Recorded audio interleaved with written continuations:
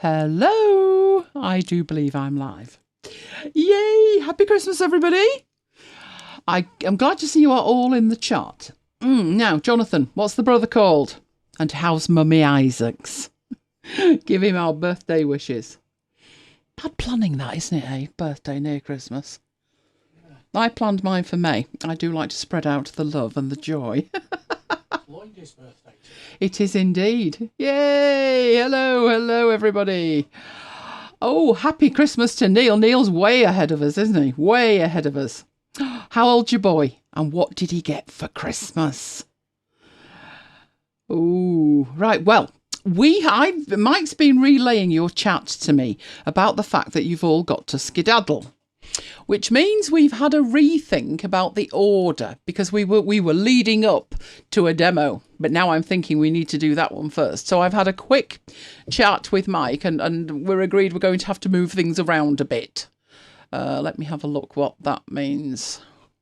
You see, it's easier for you to catch up on things like freebies and stuff later, but there's one particular demo and it would work better if you were there with us live, so we're going to do that one first. But before we head off doing that, let's make sure that you can see my screen, which is my iMac screen. Oh, and by the way, Camtasia's balked again, so I am yet again with ScreenFlow. I really didn't expect to see the Aussies today. The Aussies are stalwarts. Oh, 9, a Nintendo Switch. Oh, excellent. I believe that's one of this year's big presents. Excellent. Hello, Kim. Right, let's make sure you can see my screen, which you should be able to, and let's get into that. Hey! So, what have we got tonight? Forget the running order. We've just changed it on the fly because I want to do the Slack demo early while you're still here. So I've got about an hour apparently. So we've got to get into that. So forget the running order. That's what we're doing, but not necessarily in that order. Oh, that's a real Morecambe and Wise thing, isn't it, Mike? Right, don't forget, you need to be in HD. Button, lower right-hand corner. Get that done first. Excellent. Now, the week at MacBites headquarters. Well, can we just say a huge thank you to those who took the time out of their very busy lives to reach out to us, especially Mike, on the loss of his dad. We really appreciate it. The last 2 months have been hectic, as you can imagine, especially the last 2 weeks because Mike was actually living at his parents'. And the last few days have been just as bad with all that needs doing in these circumstances. But we have pulled together another show and we are going to need your collaboration to make it work. Actually, we're looking forward to that bit, aren't we, Mike? But first, I'm heading straight off into some video. Yes, I need to come out before I can do that, but I'm going to head off straight into some webcam video. So you should be seeing my webcam. This is running the show at the moment. But we couldn't not share this bit with you guys, which is this bit over here coming in. Somebody knows what this is already. There we go. Look at that, isn't it amazing? We got a card from Jonathan. All designed by Jonathan. Oh, looks like our girl. Actually, it looks like our boy as well, doesn't it? Love it, Jonathan. Thank you so much. We love that design. That is absolutely brilliant. It arrived the other day from Jonathan from Moonpig. Moonpig, the card people. I'm loving that. That's brilliant. I've never done a Moonpig myself, but now I'm very taken. So I'm thinking next year I'm just going to Moonpig everybody. I guessed it was from Jonathan when it said the MacBites crew on the envelope. Yes, we did actually. It did say the MacBites crew on the envelope, and I thought, oh, there's a good chance this is from Jonathan, and it was. Designer. Brilliant. Even better, even better. So there's some practicalities, some practical uses for all of the things you've learnt all year. We love that. Have I seen the back? A squeaky chair production, it says. There we go. Loving it. Absolutely brilliant. So very well done, Jonathan. And it's got pride of place on our desk here, right in front of the monitor as we're working. So let's get it back onto the desktop. And I'm going to be jumping around my Prezzo because now I'm all over the place. But we have a very special demo and I definitely want you all there for that one. I'm just wondering whether we can do some freebies first. Let's get the freebies done. Who's heard of Synium? Let me know in the chat if you've heard of Synium. They're one of my favourite companies because they do some great apps. And at the moment, only for 2 days, they've got 50% off their apps. Now, the reason that I know about them is mainly Synium. Synium is one of my backup recorders. And it's on at 50% off. Now, I also know there's quite a few of us here into genealogy. And they have a genealogy app. And that is also 50% off. That is Mac Family Tree, I do believe it's called. I think there's a pro version. But that at the moment is 50% off. And the 50% off these apps, this app and the finance app, which is iFinance, are both available on iOS as well as Mac. So with this one, it synchronises all the family trees between your mobile devices and your main computer. And this one is your finance, so you can input on the road as well as check where you're at. And the other one that they have on offer is this one, which is Logo Pro, I believe. Not demoed it, do have it on the system. So they're on offer for 2 days. You don't particularly want to miss that if you are interested in any of those. The savings are quite extensive because the price is about £40, $40. So you definitely want to be doing that. Definitely. What other freebies have we got? Oh, freebies. We have, of course, our Creative Market. They've got some nice freebies this week. We also have, and these are on for another few hours. Now, Mike's got the links because they're in Notion. He hasn't got Notion open. There's always one. We'll just get the links in there, dear boy. Right. Yes, there's a world map. That one's really nice. It's great for using in presentations. Might even use that one in a demo in an upcoming show. But that's completely free from Envato at the moment. Another one is a theme, which I think I do. Yes, a WordPress theme. Now that's already $59, reduced to $35, but today it's free. You need to get that before 1 minute to midnight Australian time, which is 11 hours ahead of us. So if you're the other side of the world, you've still got time. If you're in Australia, you need to move a bit. But yeah, that's free as well. And, oh, please don't tell me I did that. Oh, it looks like I did. There's another one. It's a music thing, and I'm wondering why I've got 2 slides with Torfa on and not the bright, bingy summer music one. But there is the upbeat one. There is a music one as well. So go have a look at that. Now, what I'm looking here is what on earth it is. I'm reading this presentation slightly oddly and I can't read what the slide says, but never mind. We're going to veer off because you're very busy. I mean, honestly, if we hang about much longer, Neil will be sharing his Christmas lunch with us. So we're going to head straight into a rather important demo, which is Slack. Who uses Slack for anything? And if you do, let us not just know that you do, but what sort of thing? Is it a work thing?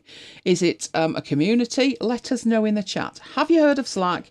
Do you use it? If you do, what for? So put that in the chat while I tell you what the grand plan is. The grand plan, Slack. Slack's all about communication. It's sort of like, I mean, you could call it a private Twitter, couldn't you, Mike? Yeah. You could. It's all about messages in channels. It's been around a while, and Mike and I actually really deep dived it in the summer of 2015. So much so, we have a MacBites Live, because that's what we were intending to use it for. A MacBites Live, if you remember, is when there's an event, like the Great Eventless event of earlier in December. So when there's an Apple event, we thought, do you know what, maybe we could put the chat in Slack. And we checked it all out and it would have worked brilliantly. But we hit one problem. And the one problem we hit was there was no way to hide people's email addresses. The logic was it would be deployed in a company and everybody would want access to everybody else's email. Obviously, that was not going to work in a public forum. So we had to bin it and we left it alone for a long time. But we've had such fun in the chat and everything every week, wouldn't it be nice to carry that on between shows? All together now, yes. Yes is the answer to that. I'll give you a cheat on that. Yes is the answer to that. I've no idea what that pertains to, but oh, hang on. Jonathan's used it at work, but then somebody decided Teams was better. I'm with Slack. It's mainly chat. That's the issue. We would be using the free version of Slack. What the difference is the way you can extend it and the number of messages that are in the store. But apart from that, it should be fairly similar. So what we figured was, yes, there's Teams, that's Microsoft Teams. That's probably less focused on the chat. Would that be good to say, Mike? And more inclusive with other technologies? Yeah. With Slack, it's mainly the chat. So let me move through these. Where are we? It's available on iOS and Android. It's available on Mac and Windows. So what we thought was we'd take it for a spin. Who wants to take it for a spin with us? This was the part where you needed to join in or it wouldn't particularly work, that bit. So let's have a look at that. Right, so let's come out there and go and find it. I did have it open in a window. Now what I've done is deliberately not done much with it. So all I have done is actually set up Slack for MacBites. And that's what Slack looks like. So you could say, like I said, that it's, I'm just getting rid of this lot so we can see it, that it's a little bit like Twitter, but it's private.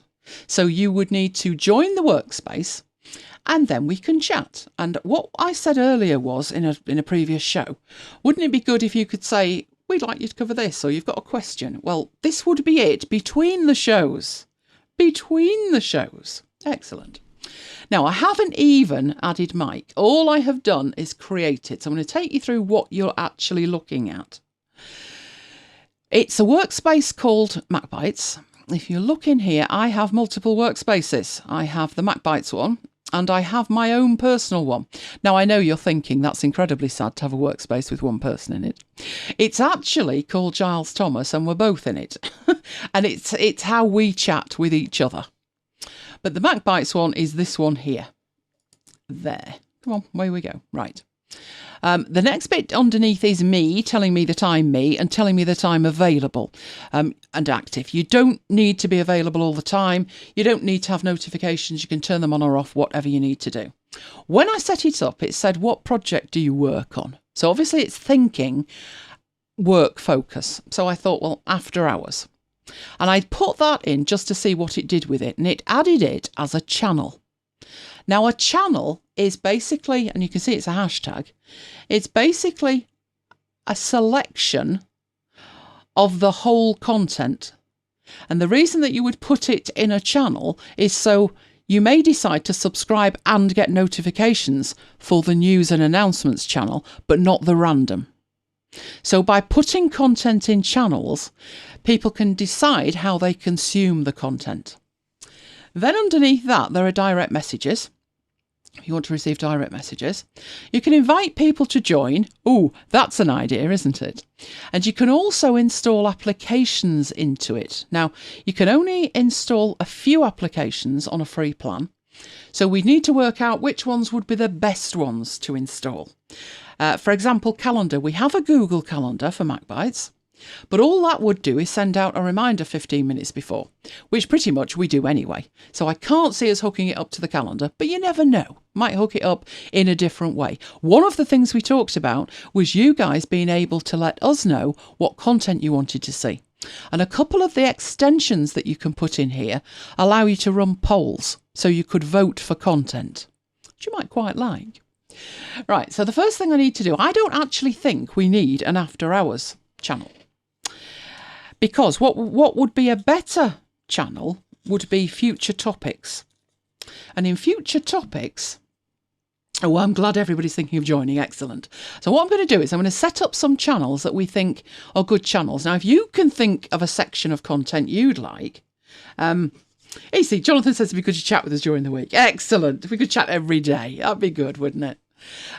If you want to suggest some channels, feel free. And I'll just show you that you can create a channel like this. So for work, it would be more like, it says there, to plan a budget or to make a pitch for something. Now, one that we thought would be a good idea would be when you've got a question about something. So we would call that AMA, which is Ask Me Anything.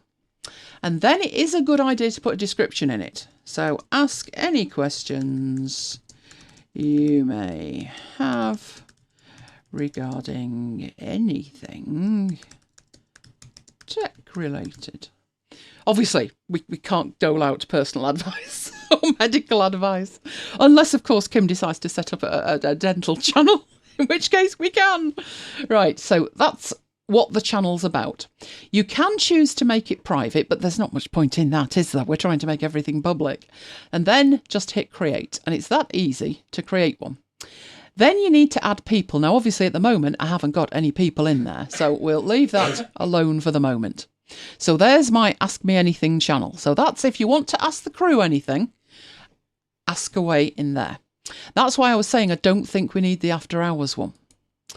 What I could do with that, because it hasn't got a topic on it or anything, is edit it. We could edit all of that. So that's where you edit the topic.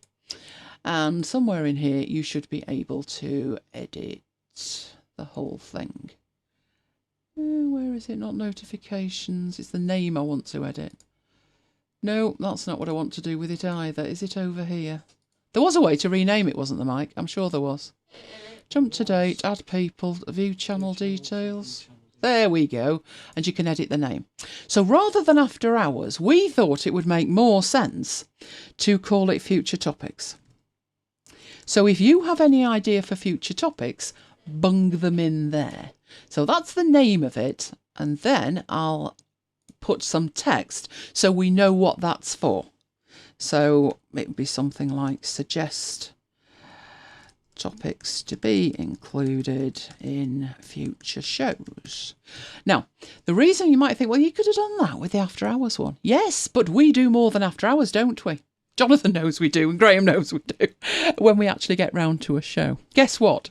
We are battening down the hatches, and if I am seen out in public before February, I give you permission to lock me up. Yeah, we need some peace and quiet. We need to get on with the things that we've had to juggle horribly in the last few months. So future topics could include something for after hours. It could include something for the podcast. It could include something for my blog. It could include something for the radio. Doesn't matter what. Anything future topic related, bung it in there. News and announcements, we could make that read only, but we haven't at the moment. But we'd probably put in there things like there's a new show and when the show's due out, etc. That would go in news and announcements. I would suggest if you were not wanting much in the way of notifications, you could just take notifications for news and announcements rather than random. Now, random, as it says, that it created random for us, non-work banter and water cooler conversations. So basically anything else. I got a fantastic email this week from Alex, and it was a link to a story. I think it was in the Evening News. The Manchester Evening News, about this poor dog. I will share it with you in a future show. It was a Samoyed, and they'd taken it to the groomers. Let's just say it didn't end well. That's the kind of thing that I could put in random. Nothing actually to do with tech, but I'm sure you'd appreciate it.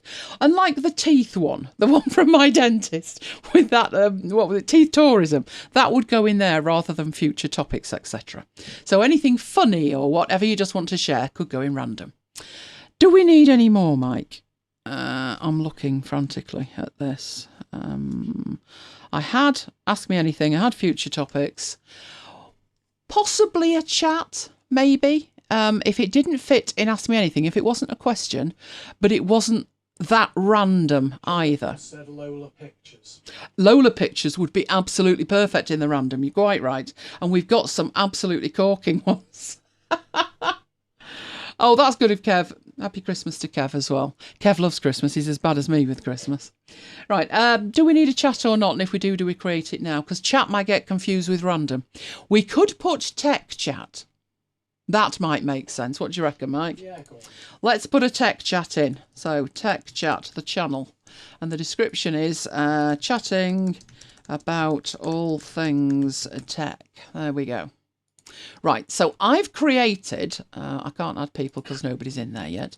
I've created basically like the bookshelves, and now we're coming out. I'm going to put some content in it. But before we can do that, I need to get at least Mike on board here. Now, as I said, we looked at this and we deep dived it, and it was fabby 4 years ago. Not really done that much with it since because it didn't allow us to hide what we wanted to hide. Actually, that's my very next step, isn't it, Mike? I need to go into MacBites and I need to go into the preferences. And now I can't remember where it was. Help me along, Mike. Was it? It was somewhere in here. It wasn't advanced. Am I actually in the right place? What I want to do is make sure that when you join, you are not automatically sharing your email address with everybody, because that wouldn't be good. No. I don't think it is advanced. I remember it was somewhere that they said you would get, like, wasn't the workspace direct? Workspace name in the top left, site administration. That's right. Settings. Administration, workplace settings, workspace settings. And in here, this is where it controls. This is the most important setting in here as far as I'm concerned. Where was it under that? I am in settings and permissions. Workplace settings. I thought I'd already gone to there. Or are you telling me it's on the left somewhere? Locate email display. Yeah, where? Email display. Ah, there we go. Email display. Choose whether to display email members' email addresses in the Slack profile. That was the holy grail we were waiting for. Right? So I do not want that. That way, when you join, no one can get your email address. It's private. See? Saved private. That's why I didn't do it already. I wanted you to be fully aware that that was what I was actually doing, because that was what stopped us using it before. Right, so let's get back to where we were. Let's go into MacBites. Excellent. Why are you taking me there? I want to go to MacBites. I don't want the home. I want the actual back to Slack. That's what I want. There we go. So the first thing I'm going to do is get Mike in here. So I need to invite people. So there's invite people. Now you can either put a name in for the person and put their email address in, or you can have a link that will ping out and anybody who uses that link can join it. So I could put in there and then put Mike in there. Shall we do that, Mike? Yeah. Yeah, let's put that in. So Mike at mthomas.co.uk, and the name. Now I don't know whether what I'm putting in here is the full name or just the Mike part. We'll find out. And send invitation. Right, that should have invited Mike. Right, not interested in the rest of that at the moment. What I want to do is invite more people. So I'm letting Mike in at the moment, but I can down here create a share invite link. Now what I'm going to do, so if you're watching this and it's in the future, you're in the future and it's 2020. I really shouldn't have had that salty meal, should I, Mike? Now I need to drink. That link will have expired. But what we're going to do is we're going to make sure that there is a permanent link that you can use at macbites.co.uk/Slack. That is not easy to say, especially not after a salty meal. So it's going to be macbites.co.uk/Slack. At the moment, though, what I'm going to do is copy that link. It's going to be valid for 30 days. And all I then need to do is get that to you, isn't it? So somewhere in here, as she frantically looked around, I am going to go into the chat that you are in now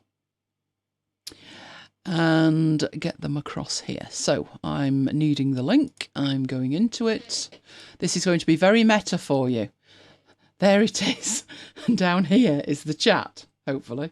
Having a think about it. Having a think about it. Excellent. There's the link. And it's going through to you right now. Brilliant. So you now should be able to join that. Let's see who gets there first. Fast, fast, fast. Let's see who gets there. Oh no, Jonathan, you need to write it from the screen. Oh, good grief. I tell you what I'm going to do.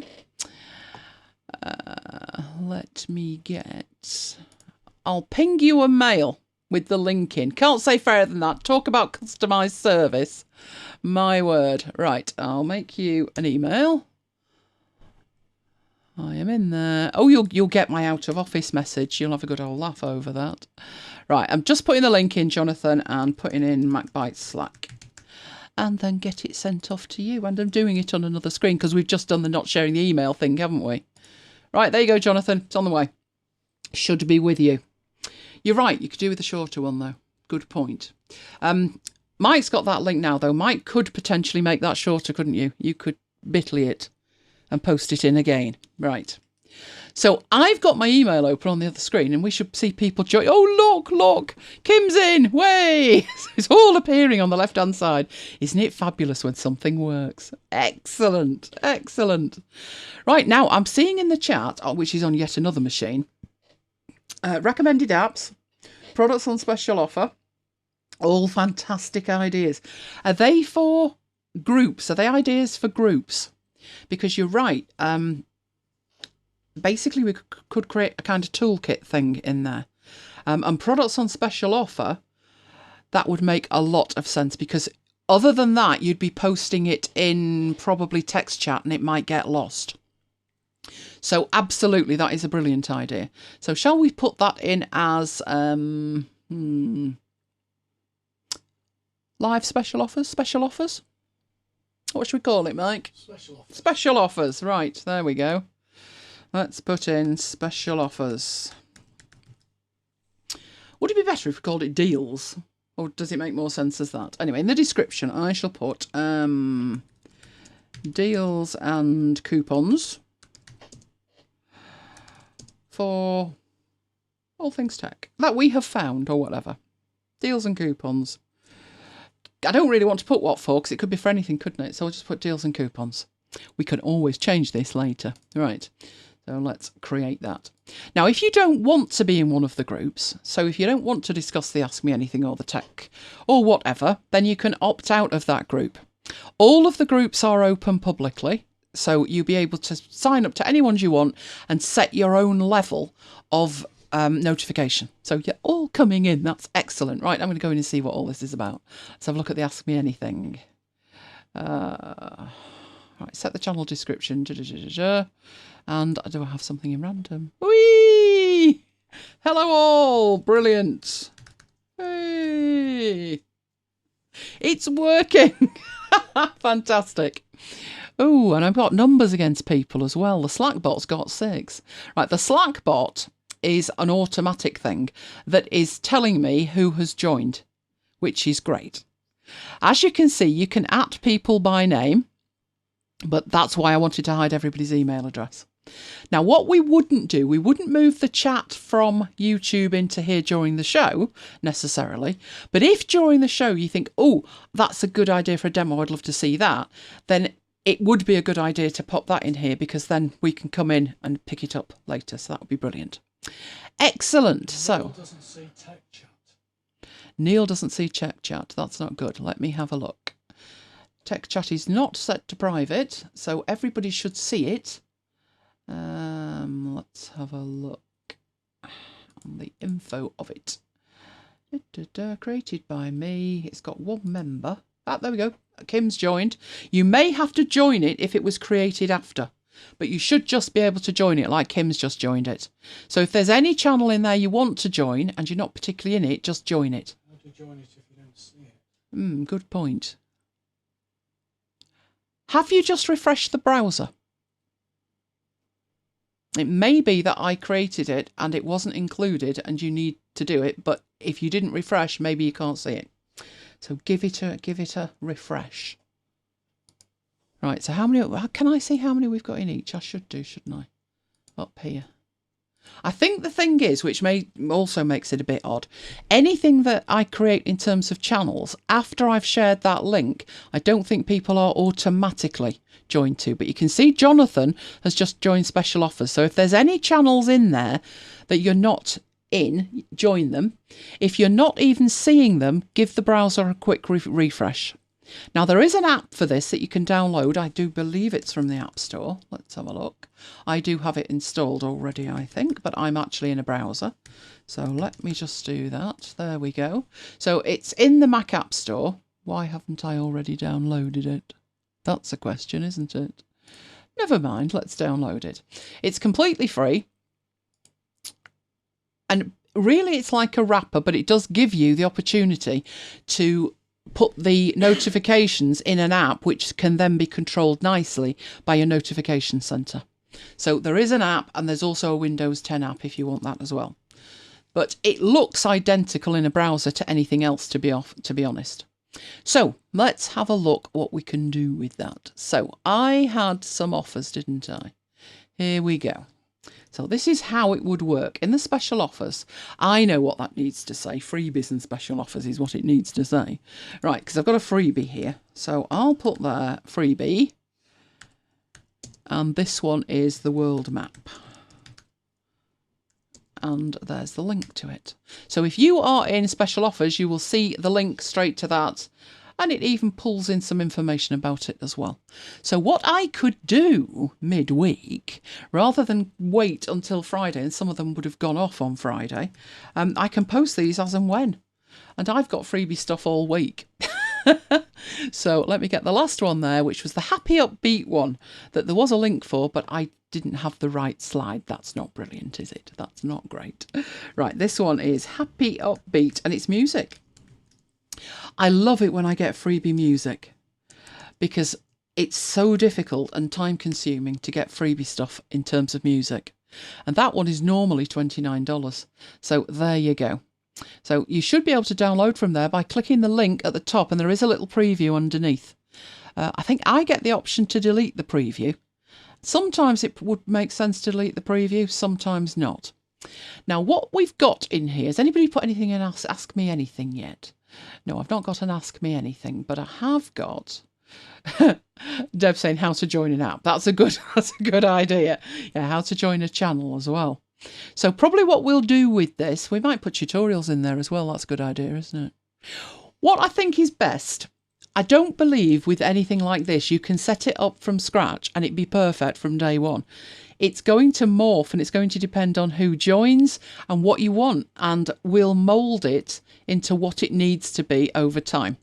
So we're going to be in here all week because, hey, we're on holiday at last. At last. 3 weeks later, we're on holiday. So we'll definitely be around for a chat. And I work really odd hours. So I should pretty much be awake when the Americans are awake and the Australians. Could be a bit dicey if you're British, because I work odd hours.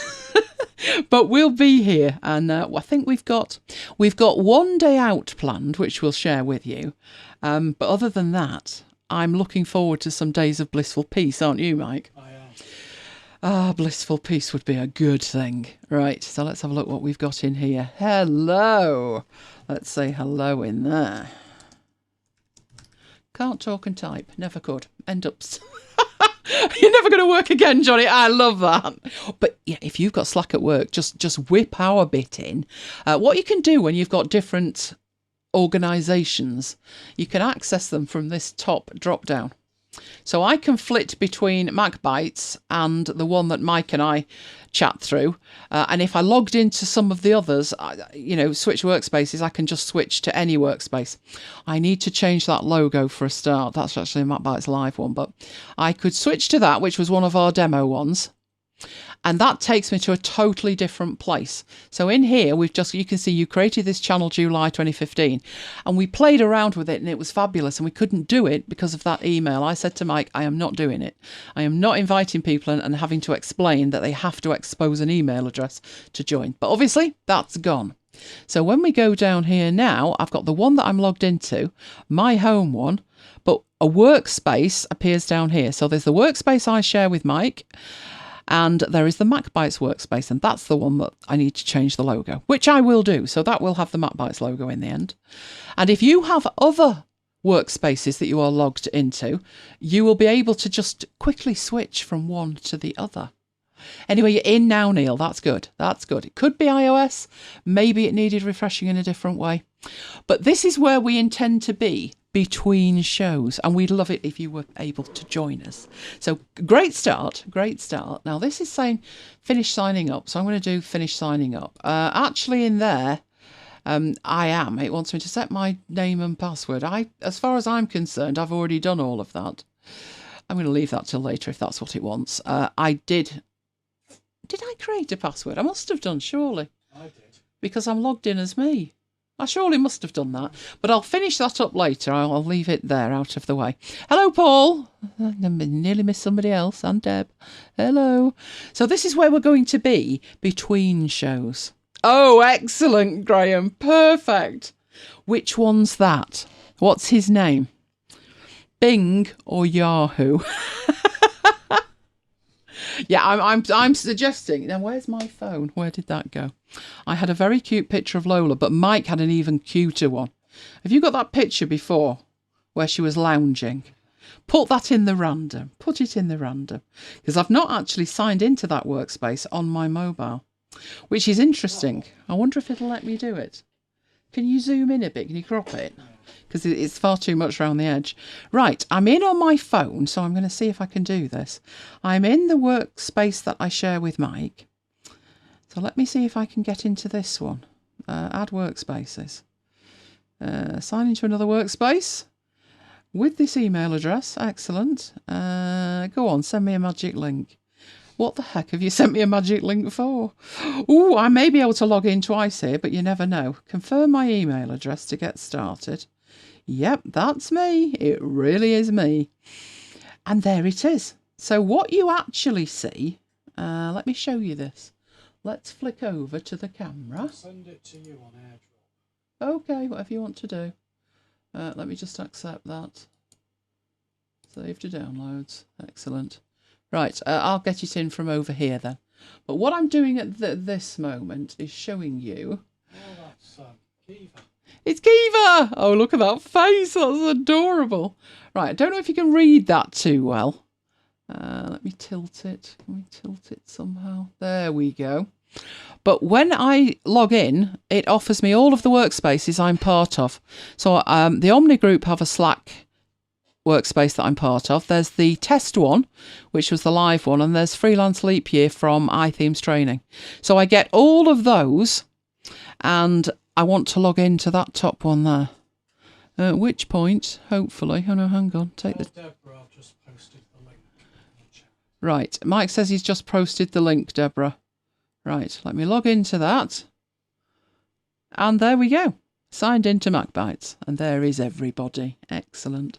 So, yep, you don't seem to need much in the way of whatever that needs to be doing with. Right, so let me find this picture that Mike has sent and let me see if I can just drag and drop it in. Do you want me to crop it? He's like, no, there she is. Oh, look at that face. Look at that face. Now, can I drag and drop it in? That's the question. Hold the Shift key to immediately share it. Let's see if that works. I held the Shift key. Did it appear? No, it didn't. Oh, now what we've got here is a thread. There she is. There's the lovely Lola. Look at that face. Yeah, Mike just made a point, actually. He said, oh, good grief. He said, if your mum was here, she'd go crazy because Lola's got her feet on the wallpaper. I don't mind. Carry on, Lola. Not a problem. Now, in here, it's a little bit like Twitter. As you can see, you've got a scrolling thing coming through. But you also have threading. So here, Kim's posted the photo and then underneath, Jonathan's replied and it creates a thread. So you should be able to view the thread. I'm trying to view the thread. There you go. And he's put adorable. Yeah, that is adorable, isn't it? What a face. Oh, dear. Oh, that's nice as well. Do you know the B is the symbol for Manchester? I didn't know that until the Manchester bomb, which was almost 3 years ago. And in the couple of days afterwards, the B symbol became the sort of resistance symbol. And people were having free tattoos of it, all the local tattoo parlours. If you wanted a B, they would tattoo it for free. And it's actually become a real strong symbol. You go around Manchester and you find it in lots of places. And, you know, it must be awful for people that don't like bees. Right, let me transfer this so you're not looking at me. So you can see the desktop. There we go, the bee. Oh, that is gorgeous. Oh, Lola, look at her little face. So just imagine this, as Jonathan says, all week, every day. You don't know why it's a bee? No, the reason it's a bee for Manchester is the worker bee. Manchester was... Well, we're in the frozen north, aren't we, really? Which is where the work gets done in the country. If you're from the south, I do apologise. But that's the view of those in the north. It was a very industrial town, originally, Manchester. So the bee was adopted because it was full of workers. I must find one. I did put a picture up once. It was up from the end of the Metrolink line, and there was a bee on the wall, and I took a photo of it.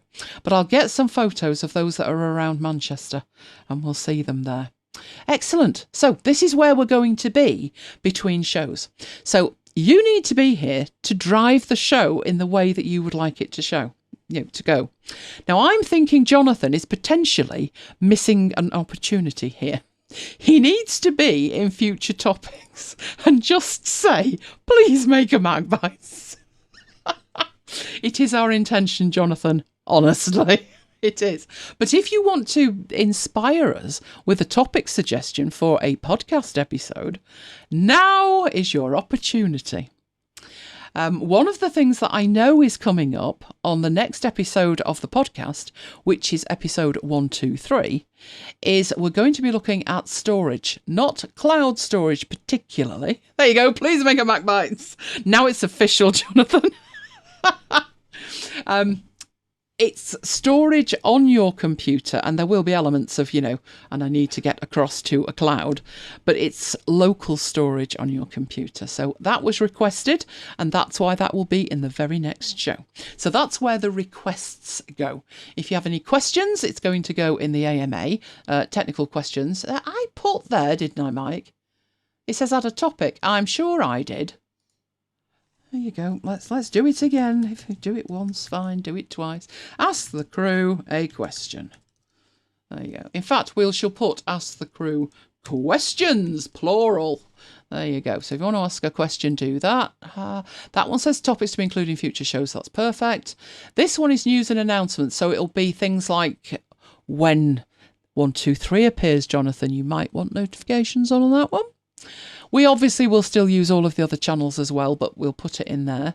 The random is, of course, our chat. I don't think I'm stretching it here, Mike, to say that random could pretty much be our busiest channel, which is good. That's good. Missed by a mile.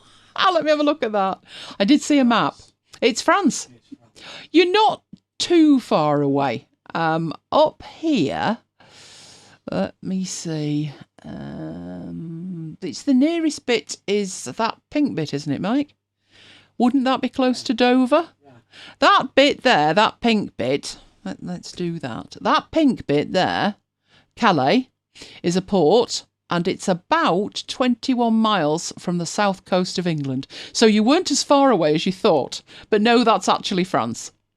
Now, my favourite bit of France is down here somewhere. It's been a long, long time since I've been, unfortunately, and it won't be on the map. It's a very tiny place. It's called Lisieux, and it's absolutely gorgeous. Now, Mike's been to France way more than I have. I've done Paris, I've done down in the south, and I've done Calais.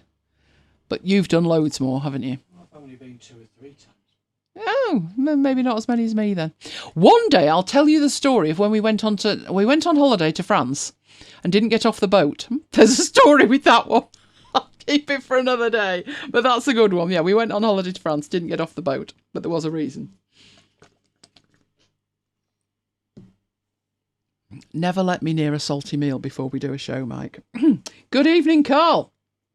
So has Carl only just joined us? Yeah. Oh, Carl. You have business to do, Carl. Mike will find the link. What we've done is we've created a Slack room for MacBites. So between the shows, we can all hook up and chat and share pictures. And we have done. We have the beautiful, beautiful Kiva. And we have Lola in a reclined position. That's sort of, it's near the top of our stairs. I don't know, in other countries, stairs may be straight. But in Britain... stairs tend to sort of kink at the top. So we have what we call a little landing, and it's that size, that mat, that's her second mat. She had one and it was lovely. Now she's got two. It covers the whole of the top because she was sitting there. She was lying there in that position and we thought she'd like a mat. And as you can see, she's incredibly comfortable while she listens to the show. So there is a link. Mike will put that in the chat for you. You sign up for it and it's basically a chat room come channel-y. How are we describing this, people? I mean, MacBites is a workspace, apparently. I said organisation to Mike, but apparently workspace is the correct term. The channels are areas of interest, and then you can, of course, DM down the bottom here, if you like. And I will be putting polls in and anything else that you think. I mean, that one that we've just created, which was the special offers, that one was a suggestion. So anything that you think doesn't quite fit into the channels we've got or would be worthwhile of a channel of its own, let us know. We may have special interest channels that we create coming up to events. So if you think about March, we are due an iPad event in March. There will definitely be an Apple event of some description. So we might create a temporary channel for that and then archive it. But that's what we've got so far. My phone's going crazy with notifications. That's good, isn't it? That is excellent. That means people are posting things. Brilliant. That's the plan. So we're definitely going to be around because we're on holiday, as Jonathan will attest, because he's got my email and thus he has read my out of office. And that, Jonathan, was added to my email on the 6th of December. Obviously, it didn't pan out quite as relaxed as we'd hoped, but that was out of office for a month. Yeah, we're thinking now we need another month to recover from the month we've just had, which I'm actually thinking I could do that. Mike's nodding furiously. Oh, I've lost you, have I, looking at photos? Have we got more photos? Yeah, we've got pictures of setups. Oh, I am loving that. Tonight's setup as of now. Oh, that's gorgeous. I am loving the stocking over here. Absolutely gorgeous. Jonathan's slippers. And there's a bear. There's a bear. Scroll down and look at Jonathan's slippers. Oh, who's this one? Ah, Paul. Excellent. On the big screen. Loving that. Loving that. Those slippers are fabulous. You would not have had those 5 minutes, Jonathan, if Mayo was here. He'd have had the lot. We need to take one of our tree. Have I got one of our tree? I've got one that was taken in the day, but obviously it'd be a much better picture at night. Shall I deploy Mike to go and take a photo of the tree? Let me have a look. Oh, you can't see it too well. Look, it's too light. Go and get one like that, but in the dark. Right, I've sent Mike off to get a picture of the tree. The tree is downstairs in the MacBites extension. I'm loving that sofa as well. Wow, how big is that, Jonathan? Oh, that looks gorgeous, gorgeous. Now that is what I call Christmas morning. I could show you ours, but it would be disgusting. It's cold and it's wet. It's rainy, drizzly, horrid. That's gorgeous. Absolutely beautiful. I believe the weather is far too hot over there at the moment. But that's a gorgeous, gorgeous photo. Loving it. Loving it. Right, well, you will be having one of our trees shortly when Mike returns with it. Pings it to me, and then I will ping it to you. Now, I did have, actually. Let's have a look what photos I've got from the other day. Ooh, I had one of Lola. Oh, you're wondering how the chicken went, aren't you? Yes, she's going to need a spare chicken. Oh, I know which one I've got. Oh, let me get this one up before Mike discovers it. Right, let's see if I can actually ping that to Slack. Now I'm pushing the envelope, aren't I? Slack's not an option. Oh, that's not good, is it? Oh, hang on, yes it is. Yes, it is. So I'm in the Photos app on my mobile, and I am tapping on Slack. Can honestly actually say nothing's happening. Never mind, we'll go the other way. I'll go to Slack and see if I can ping it through. Right, I don't want the Slack bot. How do I actually get to the right place? Where are we? We are in random. I think we're going to live in random. I think there is a good chance we will live in random. Maybe it won't let me past that. Can we just get out of that somehow? I don't want to message the Slack bot. I'm trying to get a photo in and it's not having it. Right, all right. I'm going to go a different way entirely. And I'm going to ping the photo to myself. That's sad, isn't it? Ah, that could explain it. Turn my Wi-Fi off. There was a reason I turned my Wi-Fi off. We were testing something. But I'll have to go back in and turn my Wi-Fi back on if I'm going to do any good there. Right, let me get this to you. Keep posting your pictures in while I find it. That's us. There we are. I had to let her out as well. Oh, bless. I'm trying to get photos in places here. Right. Now. Ah, I need to accept it up there. Accept, save to downloads. Then I can get it to you. Yep, I've got... Ah, but will they post? That's an interesting point. Oh, that looks fabby. Oh, you should have put the fire on as well. Right, let's send that one. I want to see if this one comes through because it's a high efficiency. So let's do a shift and see if it will post. Right, that map there that we are looking at, we are where it's purple and it says Lancashire. Underneath that, there is the red bit, which is that Greater Manchester? That's Manchester. Underneath that, there's Cheshire in orange, and we are bang on the border. We are like 2 yards into Cheshire. So we are on the line there. Right, let me see what it's done with it. Oh, it won't play it. Oh, hang on, will it? Can you just tap play? Oh, that's awful. Well, that didn't work, did it? Right, what I'm going to have to do, that's because it's high efficiency. I will open up the image. That's the image, but that's cheating. And I'll save it as a JPEG.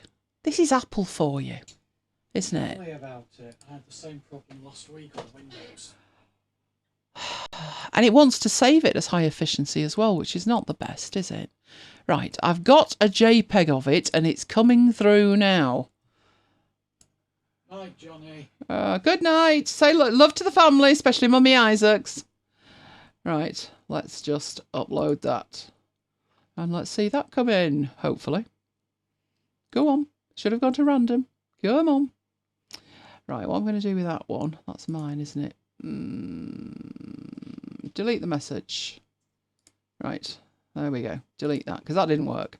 Here it is, it's coming in. That's our Christmas tree. In our extension with our beautiful fire behind it and all the presents under the tree. You'll notice, if I bring that up, there is one present down there, not wrapped. Somebody has been nibbling at that all day. No names mentioned. Begins with Mike. But yes, that's our tree. That's our tree. With our lovely angel on it. You'll also notice that never let it be said there's no tech. There's the tech. There is a camera pointing this way. That's one of our net view cameras that I deployed. You can't see it on there, but this way, we'll do a video tour of this because it's huge. This way, there's a Linksys Velop, and that way on the left-hand side, there is another Linksys Velop. Now that's what we've got there. Let's move back over here. Oh, so you can go all back through the pictures. Isn't that fabby? I'm loving that. That sofa's amazing. I absolutely want that. Right. So that was going to be our last demo, but seeing as though you were all disappearing, it became our first demo. So do stay with us during the week. We're going to be posting as we go. We can make every show collaborative, can't we? Mike's nodded off. Oh, has Deborah got a problem? Okay, you sort that out. Really, so we're doing the things that you want to do. And like I said, sometimes there are offers that are only on, time-wise, for a fraction of a second. Did I transfer that? Because I had a picture to share with you as well, so I'm just checking. No, that's the one we did, so no, not that one. Don't keep opening that one. Let me get this sent off to the right machine and I can share it with you. Excellent. Excellent. Right, did that work? I think it did. It's a good picture, Mike. It's a very good picture. Right, another photo incoming. There we go. Upload. I held the shift key down. Why didn't that work? Oh, I've got a reply. Excellent. Thank you, Kim. Thank you. Right, that photo that we're just sending up there, that was Mike on Friday night, wasn't it? Was it Friday? Saturday? Saturday. It was Saturday. Friday we were here. It wasn't Friday. Not even I can be in 3 places at once. No, that was Saturday night. And who knows where that is? because we've posted pictures from that spot before. It's where we go when we've done something techie. And the techie thing we'd done on Saturday night, we went back to O2 and we redid our contract yet again. This time we've reduced the bill from, it is hot chocolate and it's got cream on it, and I think it had marshmallows with it. They don't do marshmallows. Oh, no marshmallows. You were robbed. You were robbed. It's a beautiful cafe that we do like. It's called Cafe Nero. It's a little bit like a Starbucks, only far classier. Starbucks doesn't really agree with me. Do you remember that time we went in there? Never again. The only thing with Starbucks is they have Wi-Fi, but that's called Cafe Nero. Cafe Nero in the US. Do they? Yes, Oh, I just good. Googled it. Good, excellent. Well, it's nice and homely. Instead of being sort of homogenous, there's sofas to sit on and the odd leather chair lying around. So it's a really nice place to go. What I like about it most is, in addition to the tea and coffee and obviously the hot chocolate for the boy here, they have huge jugs of water, and you can have as much as you want. And that is very unusual in the UK. You usually have to beg for a thimble full of water, but they appreciate that, and there's as much water as you want to drink. So I do love going in there. It's become a tradition. It's a few doors up from O2 in the Trafford Centre, and that's where we were on Saturday night. Obviously, that was a bit dicey, a Saturday night at the Trafford Centre, a couple of days before Christmas, but actually it wasn't that busy. It wasn't as busy as I expected, was it you? No. So it worked well, and he had a lovely, lovely hot chocolate, and I had tea. Right, so have you ever had hot chocolate from Starbucks? Me? Yeah. I'm not sure you have. Although you wouldn't. Starbucks. We went to Starbucks once. We were coming back from Costco and we got stuck in a traffic jam Yes. for 2 hours. And I said, you know what? Just park up and we'll go in that Starbucks and wait. And when we got in there, it was awful. It wasn't that clean. The atmosphere wasn't great. There wasn't much room. It was horrible. It was horrible. So I'm sure Mike has had a hot. Very good. Yeah, I'm sure I can't see you getting a tea myself. That's what I'm thinking. But if it was a hot chocolate, it was memorable. But no, Cafe Nero's beautiful, so we do like to go in there. Right, that's fantastic. If you have joined, thank you very much. If you have not joined, feel free to join us. It's going to be a safe place to be all geeky and geek out. You can share any photos you like, obviously within reason, preferably with clothes on. Oh, look at that. Oh, that is so sweet. Nipper. Just really between the shows. And of course, as I've said, because there's future topics in there and stuff like that, you'll be able to guide the content of the show. Can't say fairer than that, can we, Mike? No. Right, let me get back into my presentation and see where on earth we were up to. You, of course, can keep giving us feedback in real time in multiple locations. Right, let me get back to where we were. Obviously, I am now doing this in a totally different order. So we've done the Slack bit, so don't go past there. Go back to where we were. We've done the freebies. Oh, I was going to demo this app. Can we get people back in YouTube chat? Go back to the YouTube chat because poor Mike's struggling. But go back in there when we finished. That'll work lovely. Right, I've got this app. I've had it a long, long time. I must admit, it's one of those apps that I've had it so long, I wondered if it was actually still available. But it is a very good app. What I was going to do was talk about timer apps, but this is one specific timer app called Flextime. Has anybody heard it? Anybody used it? It is quite unusual. Mike's going to find the price for me because I didn't have a chance to go and do that. And I bought it years ago and I've never had to buy an upgrade, which I appreciate. Right, so Flextime, let's have a look. It is a timer app, but it's quite unusual for a timer app. Instead of just timing you to do something, now I have a million timer apps. Look, if I go in there, I've got Flextime, Rest Time, FaceTime, Timey 3. Who's it by? Oh, now you're asking me. Guy with red sweater. That's the one. That's the one. Edit on No. Yes, they're the one that makes Mars edit. No, I don't want to do that. Go away. Go away. That's not what I want. No. No. I pressed the wrong button because Mike was mithering. Right. I was showing you that I have lots of different timer apps. Timey 3. Timey 3's Fabby. That's up here. and you can time yourself. You can start from scratch, away it goes, starts timing you. But this one's different in terms of all of the others, like this one. This one can count up, count down, do timers, stopwatches, all kinds of stuff. But it's one thing that it's timing. And Flextime does more than one thing. So how it works, many moons ago, and I mean pre me actually using a computer, I was struggling to do specific things in a day. And I thought what I'll do is I'll break it down into 15-minute chunks. So I wanted to do sort of mail clearance for 15 minutes and then go on and do something else for 15 minutes, something else for 15 minutes and then take a bit of a break. And what I did was I wrote it down and I followed it off a piece of paper. Now what this enables you to do is to create a routine, as it says, untitled routine. So let's say I wanted to do start the day with my first routine. I can double click on the activity name and put inbox 0. And obviously that's not going to take 10 seconds. I'd probably put in 15 minutes for that. I can probably get to inbox 0 in 15 minutes, to be honest, the way I'm doing it at the moment. It wouldn't mean everything had been answered, but it would get me down to inbox 0 and I've got a clear mind and I can start to work. The next thing I might want to do might be to read for 15 minutes. So I hit new and I get another activity. And from there I can put read. In fact, I could actually be more specific and put motivational read. If I'd actually clicked on it. There we go. Motivational read.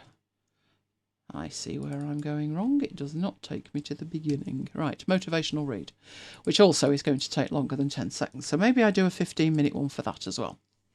And then I decide I want to take a 2-minute break. So add and put break.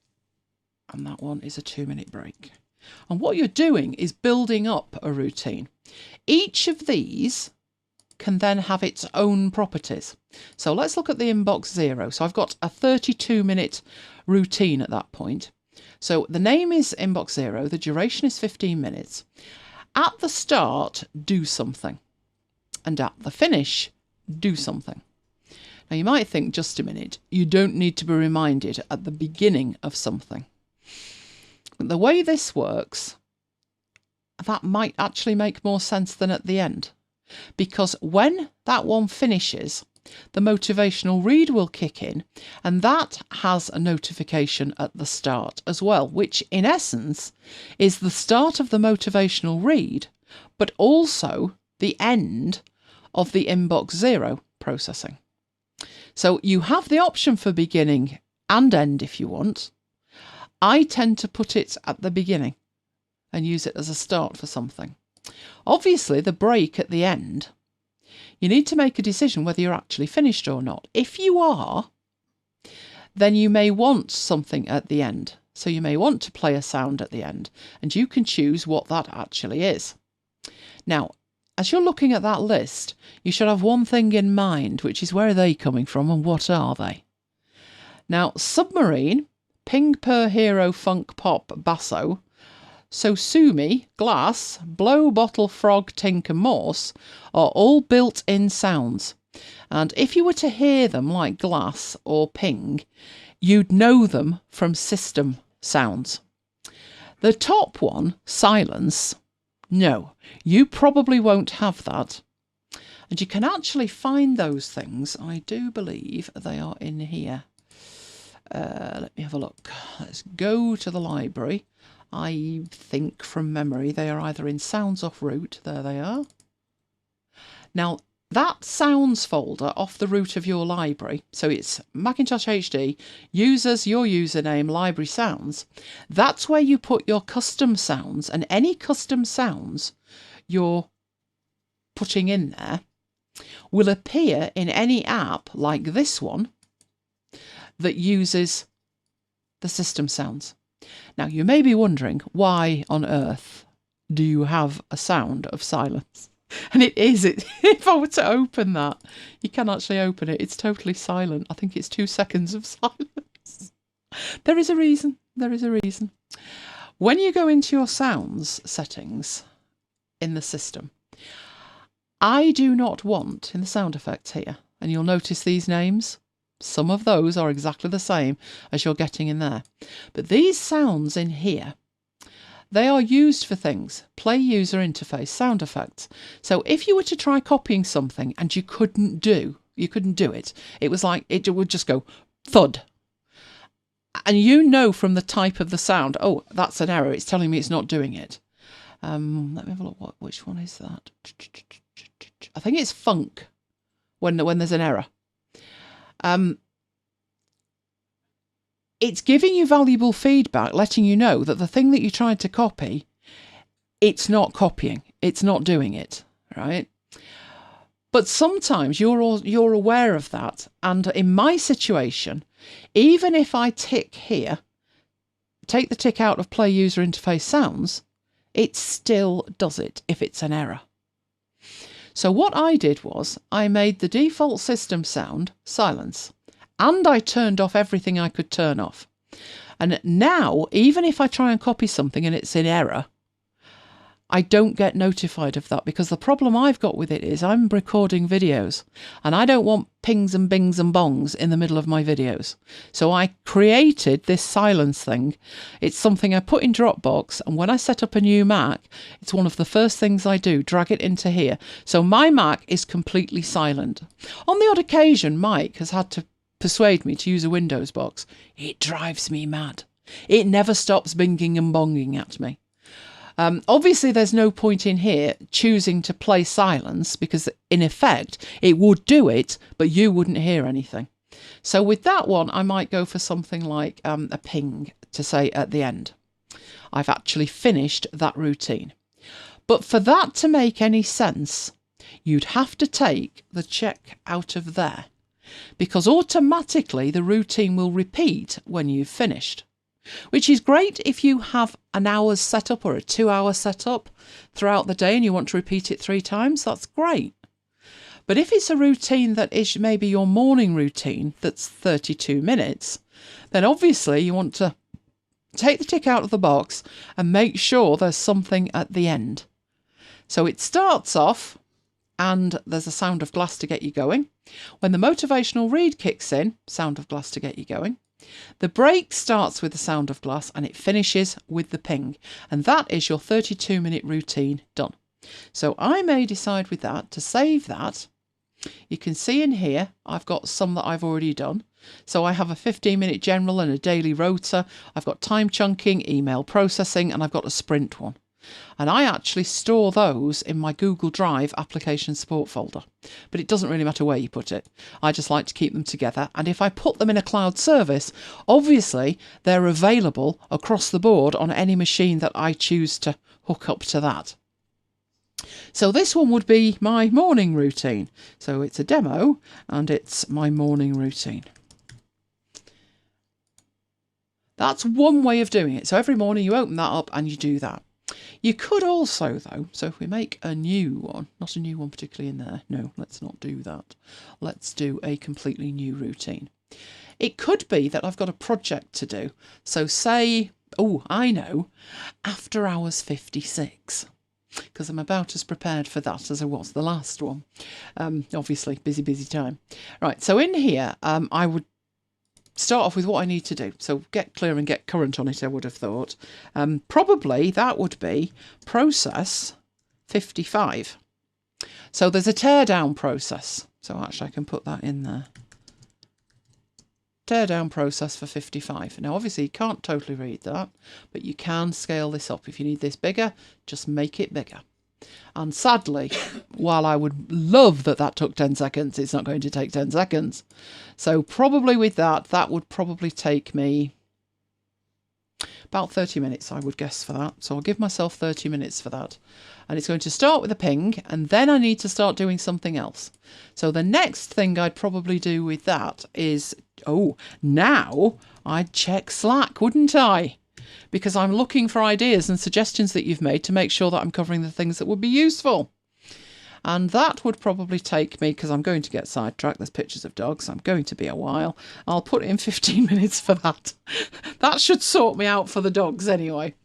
And then I'm going to go in and probably do the first step of processing, which is Notion. Now at that point, I'm 45 minutes in. So I'd probably take a break. Might take a 2-minute break should probably be enough at that point. And then go on to the next bit, which would be something completely different. Now, I don't particularly need that routine repeating either, do I, if you think about it? Because I don't want, when I finish the break, to go back and do the teardown again. So I can see that I don't want this to repeat. What I want to do is to create my perfect day. So the next thing that I would do in there, after I've checked Slack and I've got my list, is do a Notion session in 56. That I would probably let me take about 15 minutes. What I'm doing in that time is making sure that as many ticks in boxes as can be put in boxes are put there. So making sure I've got the artwork, have I got the blurb written, are the emails written, all of that. I'm going through and I'm checking what's done, I'm checking what's not done. And that I would call my Notion session. Probably the next thing I'd do after that is a Keynote session. Make sure I've got the Keynote file that I need. Make sure as much as possible is in there, so I can put for 56 if I like. I'd probably take about 30 minutes for that. Not mon, whatever mon is, 30 minutes. And then, of course, I'm going to put in a short break. But at that point, I'd probably take a break of about 10 minutes. So I'll put in a break and I'll put 10 minutes. And what I'm doing is designing my perfect day. And this can guide me through my perfect day because when I start it, so let's save that as MacBites 56, perfect day. That's what I'm doing on the day, right? What I would then do is start at the beginning. So get on there and start. And it starts telling me how long I've gone. So I'm 4 seconds, 5 seconds into it. I can also click to show the routine completed time. Obviously for this, it's talking about the entire routine, whereas this is the activities up here, and they're the same. But I can also click and it will show me the remaining time. So that's the countdown to the end of my working day. So clicking in here, the first one shows you the routine completed. The second one shows you what's remaining. The third one makes it disappear, makes it go away. Same with that. That's the activity that's remaining. So I am with that. I've got 29 minutes left on my teardown process. But in there, I've got an hour 41 till I've finished the whole thing. And it's really just to keep you on track. What I tend to do with it is put it down in the corner of the screen. So let's just get rid of that one. On a different monitor. I make it smaller than that, but where I can see the text. So I might want that a little bit bigger, a little bit smaller. That would do nicely. And I can probably take that down a bit as well because there's not that many items in it. And I leave it running in the corner. You actually don't even need to do that though, because you could hide it, Command and H, because it's going to ping at you anyway. The only thing you need to remember is make sure that you've got the sound on if you're going to do that. So as I say, another option is to leave it like that. Now, in here where we've got the notifications, so I'm going to I'll stop that completely. Right, when I go into here, at the end, one option at the end of your processing, instead of making it a sound, play sound, is you could show some text or you could actually have it talk to you. So let's say we show the text and it says no message at the moment. You could be really motivational and have it say well done, and that would appear on the screen. That one where you're checking Slack, you could have some text shown, and that one would be take a break. And in effect, what you're doing is gamifying your day. Just gamifying your day. I've found it works because it's like pre-thinking it. At the point I create that day, obviously something could happen, the phone could ring. But if it does, once you've started with it, you can pause it and then go back to it and start it again. But I find that means at the beginning of the day, I've thought through my day and I've decided what perfect looks like. And it's that. And then I just follow it. And at the end of the day, then I've stopped and then I can do what I like. I haven't found another app that's as good as that in terms of the sequencing. So Flextime itself is about, happy Christmas, Neil. Have a fantastic day. Love to the family. I haven't found one that creates the sequences that does. So for me, that's one of the best timers that I've got. Now, as Mike said, it's from Red Sweater, isn't it? About Flextime. There we go. It's from Red Sweater. They're the people that make Mars Edit. Now, it's a version 1 product, and it has been around a while. So let's go have a look at it in here. Red Sweater software. No. There's no A in red. Come on, honestly. Really? Red Sweater software. Hopefully that'll come up with something, D. That's what I meant. That's exactly what I meant. That. Black Ink. That was another one I used of theirs. So I actually have quite a few of theirs. But it is still available. So although it's not gone through to revision 27, it does still work. It works brilliantly. I don't actually think they could add much. It's fantastic as it is. Anything that they added to it would just, bells and whistles. It works perfectly. At $25, it's a lot more expensive than some timer apps. If you were to go into the App Store and look for timer apps, there's a million of them. I know because I've looked through all of them. Let's put timer. I've got Be Focused. Be Focused is good. That is a kind of Pomodoro thing. And it can do sequencing, but I don't get on with it that well. I think it takes too much effort to set up the sequencing on it. But as you can see, there are so many in here, and I just couldn't find one that was absolutely perfect. A lot of them are for timing things like this, like, the icons of kettle. This Howler timer, no, I couldn't get on with the interface. I have the Pro version of that, but look how many timer apps there are. There are so many, it's unbelievable. I think I pretty much have every one of them. You can see I've got this one, definitely. This one, you could sequence it, but each one's a separate window. So I think there's time, an appropriate time for any one of these. One of them will be perfect for the job. Yep, got that one as well, haven't I? A mini clock, got that one. How many of these have I got? It's terrifying. I did try that one. That one allows you to put tasks in. Focus time management. You can put tasks in. One of the ones I do use and is totally amazing is Guest Timer here. Who's heard of Guest Timer? That to me does one job and does it really well. And for a completely different job. So let me show you that one while we're at it. So we've looked at Flextime. Now I'm looking at this one. This one has a very different kind of interface. It reminds me of an app. I think it was called Clocks. It was either Clocks or Timers.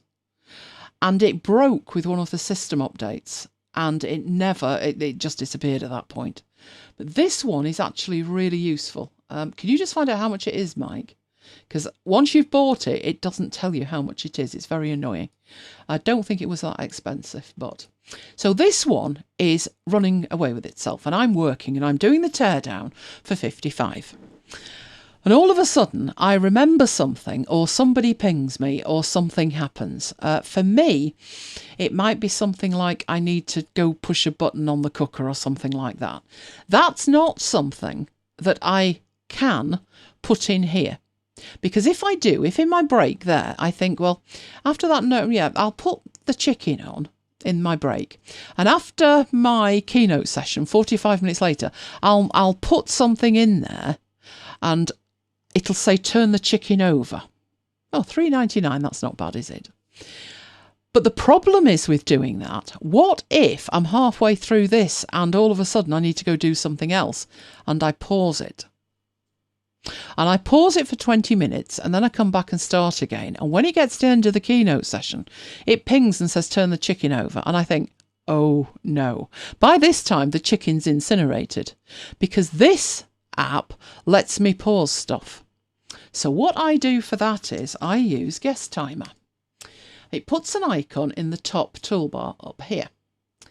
And to use it, to set a timer, you click and drag. And as you drag down, and you can drag right across as well to get more, it's going to tell you how far in the future.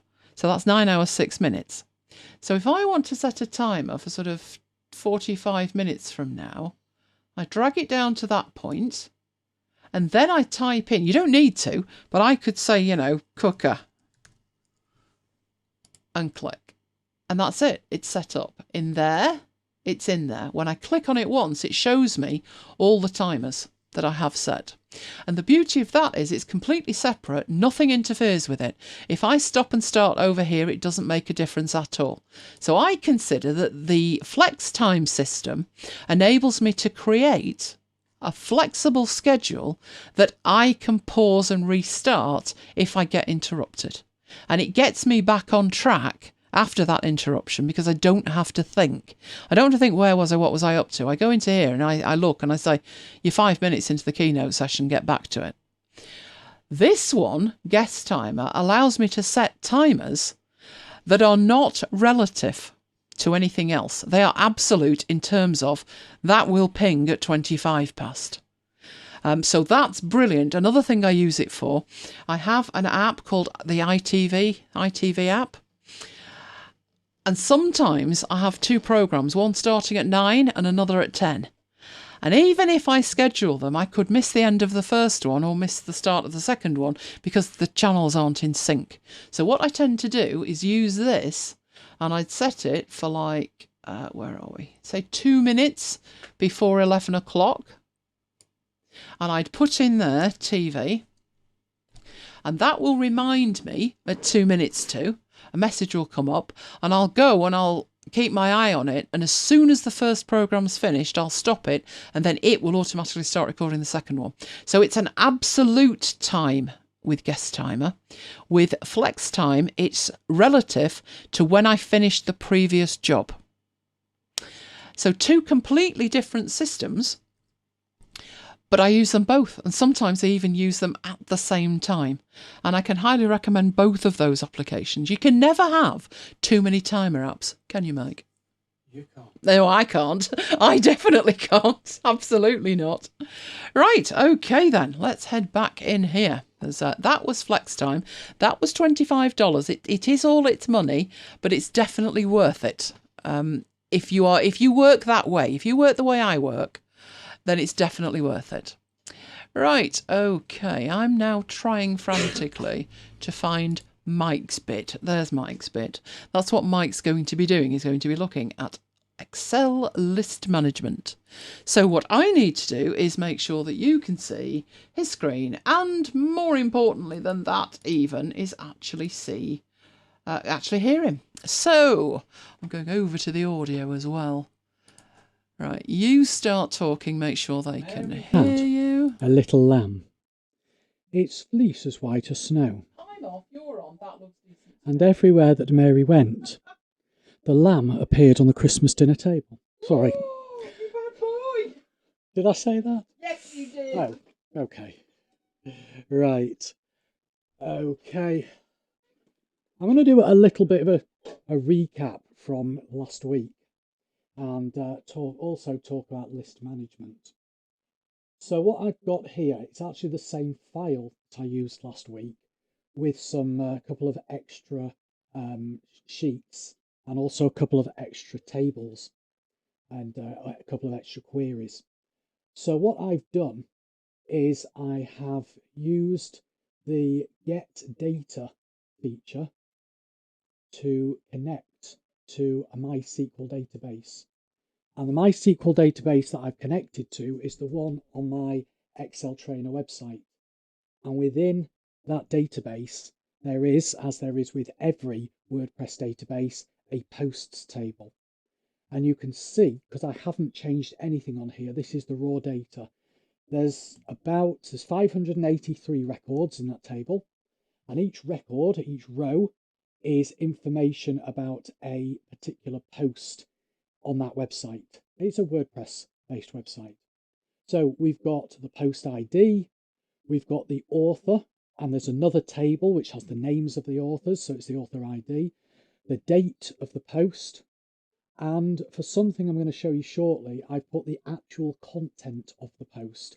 So if you were to type the post content up directly into the back end of WordPress, or you were to use something like Mars Edit or Ulysses, and it generates a post, all the HTML code is stored in the database in that column. We've got the post title, the excerpt, which is the summary, the status. Alexa's just interrupted me. Right, I've shut her up. She's gone. Makes a change from Siri. What were you trying to do, or dare I ask? Me? Yes. I didn't do a thing, you did. Oh, it was me. It was you. It was me. Okay. Alexa, stop. Right, anyway, you've got the post name. So every post has a name. That's not a title. That's a post name. And then there's other bits and pieces. Don't need to go through everything.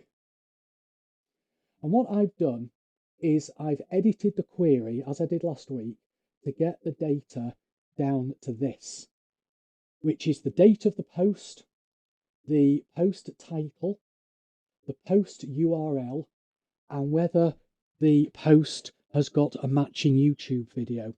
Because if you go to my Excel Trainer website and you look through some of the tutorials I've posted, quite a few of them are simply a paragraph with a link through to a video that's on YouTube.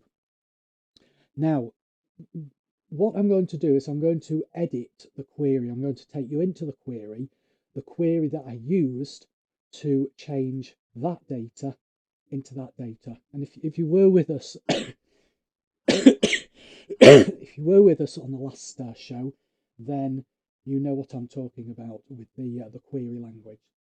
So if I right click on the name of the query and I edit it, on the right hand side, you've got the steps.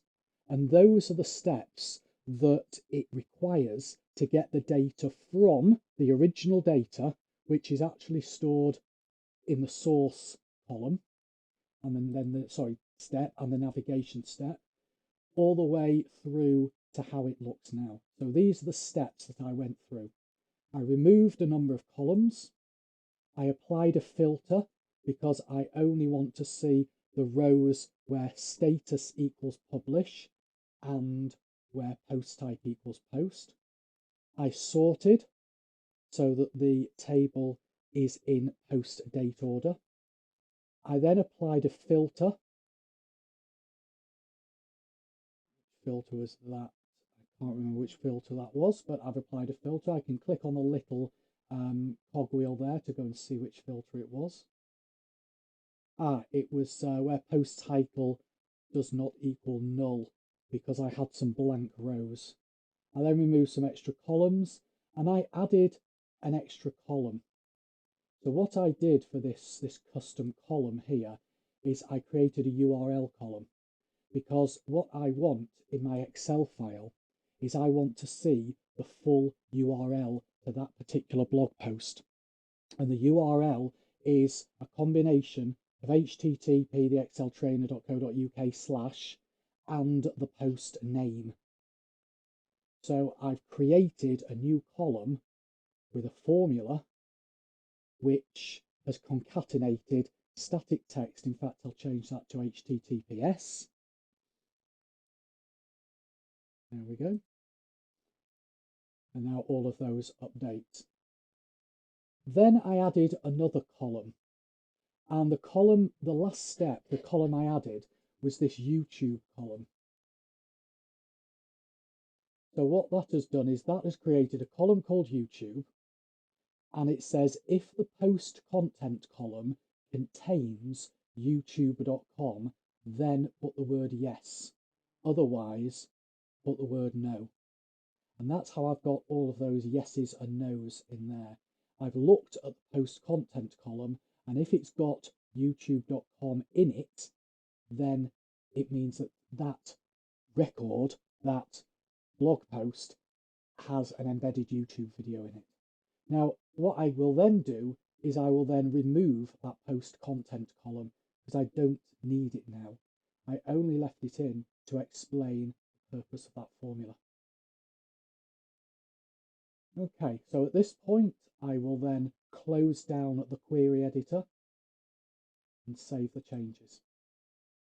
So as I think it was Deborah asked last week about saving the query, once you've created a query and you close the query editor down, if you save the file, that query becomes part of this file. And it means that every time the data in the database changes, if I go to this table here and right click on any cell and click on refresh, it reloads the query in. And basically what reloading the query in means is going to the data source, pulling the data in, but also going through all of those steps that are in the query.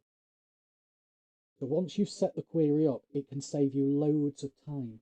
You know, imagine having to go through every week. If I was creating a tutorial every week, which I'm not, but maybe that will be my New Year's resolution. But yes, imagine that I had to import that data every week and then go through the process of tidying it all up and filtering it and so on and so on. So all you do, set it up once and then refresh. Now, once I've got the data in, what can I do with it? Well, maybe I do want to create a pivot table or something like that, or a chart. And I looked at doing that last week. But there's more that you might want to do. I don't want you to think that every time you bring data in, you have to create a pivot table or a chart. You might just want to store the information about your blog post or about my blog post in an Excel file. And then from time to time, I might need to do some manipulation of that data. For example, I might want to filter it. Now, I know I've got a filter within the queries, but when you do a filter within the query, that is like a permanent filter. So if I went back to the query and I applied a filter to show only where YouTube equals yes, and then I exit the query editor, all the ones where YouTube equals no will not be listed here. So very often you want to be able to apply a filter at any time. Okay, just seeing a question from Deborah. Yes, the SQL link is live, Deborah. And it is one way, yes. So any changes you make in here will not be written back to the database. So the Excel file accesses it live. What I can do, just on that point, again, if I right click on the name of that query and I go to properties down at the bottom, I can refresh the data every X number of minutes. So instead of me having to right click on a cell within that table and choose refresh, I can have it auto refreshing. Obviously, that means more processor activity and more network activity. So the choice is yours whether you do that. And refresh the data when opening the file. That is what it sounds like. When you open this file, it'll refresh the data, but you can do that on a per query basis. So you don't have to have all of the data refreshing when you open the file. But of course, if you open the file and leave the file open, it'll automatically refresh the data when the file's opened, but unless you refresh every X minutes, you'll have to manually refresh. You can apply all the saved filters. That's actually something I'm coming on to, Deborah, is filtering and then saving filters. So let's say I have got my data and I've now got it down to 139 or 138 rows of data. So I've done 138 blog posts on my Excel Trainer website, which isn't very many actually, is it, I'm afraid to say, because I've been going since 2011. But anyway, I want to see the ones that have a YouTube video associated with them. So I will click on the filter drop down against column D, and I will select yes and click OK. And what that does is it applies a filter. Now that filter is nothing to do with the query. That is just a normal Excel filter. So what it's done is it's hidden the rows that don't match my filter. Let's say now I want to limit to looking at YouTube videos from 2015 and onwards. So I'll click the drop down arrow in the post date column and I'll select 2015 onwards.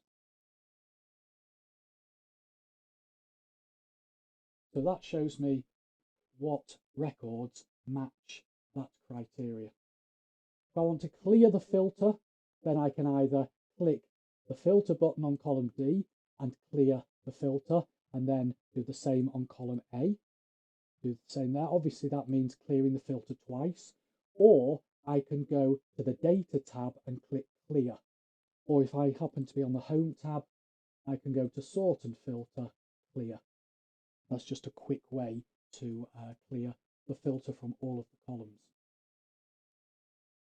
Okay, well, what if I did just want to look at all of the blog posts from 2019, regardless of whether it's a YouTube video or not? So I'll click the drop down arrow and just select 2019. I can even drill down further and look at various months, and it actually only shows me February. I've created 2 blog posts this year.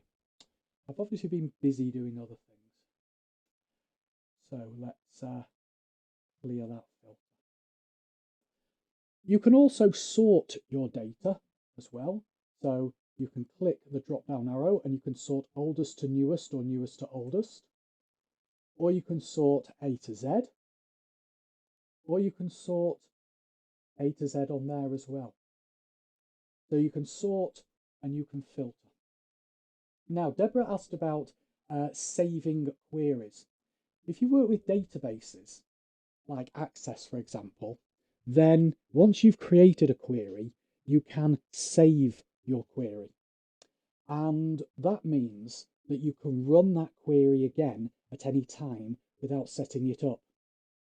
So, as an example, let's say I wanted to get a list of all the blog posts that contained the word macro in the title. So I click the drop down arrow, and what it will do is it will list all the 130 odd titles. I don't want to go through them all tick, tick, tick, tick, tick. So I will go to text filters and then contains and then macro. So it's now applied that filter. Now let's say I thought that's a filter I'd want to run on a regular basis. With Excel, you can't just save the filter. It's not as simple as a database program where you can just save the filter or save the query that you've applied.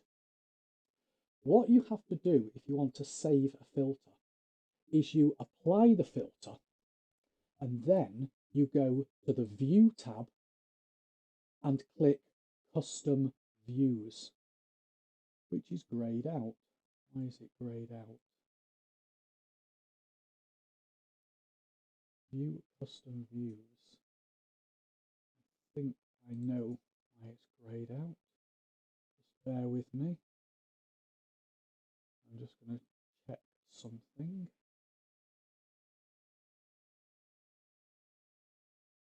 I also want to auto hide the ribbon. That's better. Right. Is it because it's a table?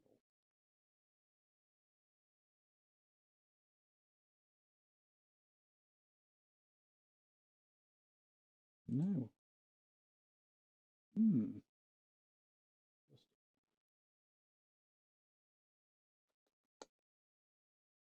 Why is that not working? I don't know why that's not working. That happens to me all the time. Okay, well, what I will do is I will close that file down and I will bring another file in, which should work because it worked last time I used it. So just bear with me a second. All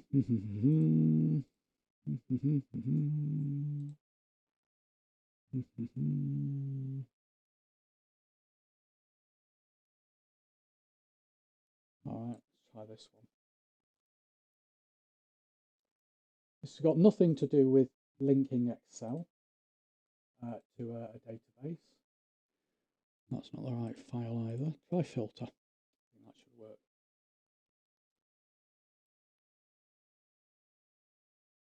Right, let's give this one a go. As it happens, this one is very similar data, but I think I'll use this one here. Okay, so what I have here is a list, a task list of topics, who the or a task, who the task's been assigned to, when it's due, and how complete it is. So first of all, I'm going to go to, why is that ribbon not sticking?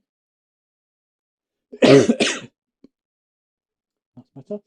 Right, I'm going to go and turn on the filter arrows just by going to sort and filter and filter. And then I'm going to apply a filter. So I'm going to apply a filter of 100% and assigned to Mike. So what I'm seeing is I'm seeing all the tasks that have been assigned to Mike where the task is complete.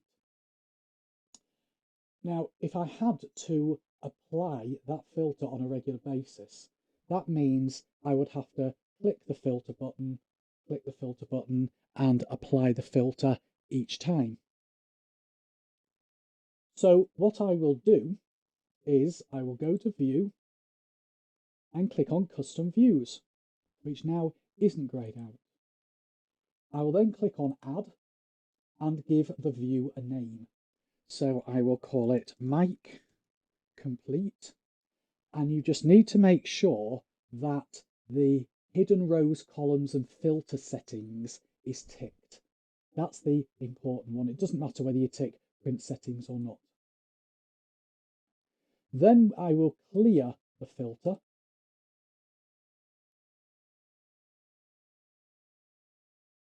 And then I'll create another filter. So I'll create a filter just on Karen's tasks. So basically where the assigned to contains Karen. And I want to save that filter. So View, Custom Views, Add, call it Karen's tasks. Doesn't matter what you call it. Make sure that second tick box is ticked. Click OK. I will then clear filter and I'll create a third saved view. So I'll call this one All Tasks. So now, if I go to the View tab and I go to Custom Views, then all I have to do is select the task name and click Show. And it applies the filter. It applies the filter that was active at the time I created the view. So hopefully that makes sense, Deborah and everyone else. What you can do is you can set up a filter and then you can save the filter, and you do it through the Custom Views option. Okay, I am going to end the lesson there and pass back to you, I think. That would be good. If I was ready. Oh, shall I carry on? No, do carry on. I'm happy to carry on. It's fine, it's fine. You sure? Yeah. Okay. I'm back. Right. Yes, I was having a swift look at stuff. That's what I was doing. I've also renamed the special offers channel to freebies and special offers. I did have the and in, but it was a bit too long.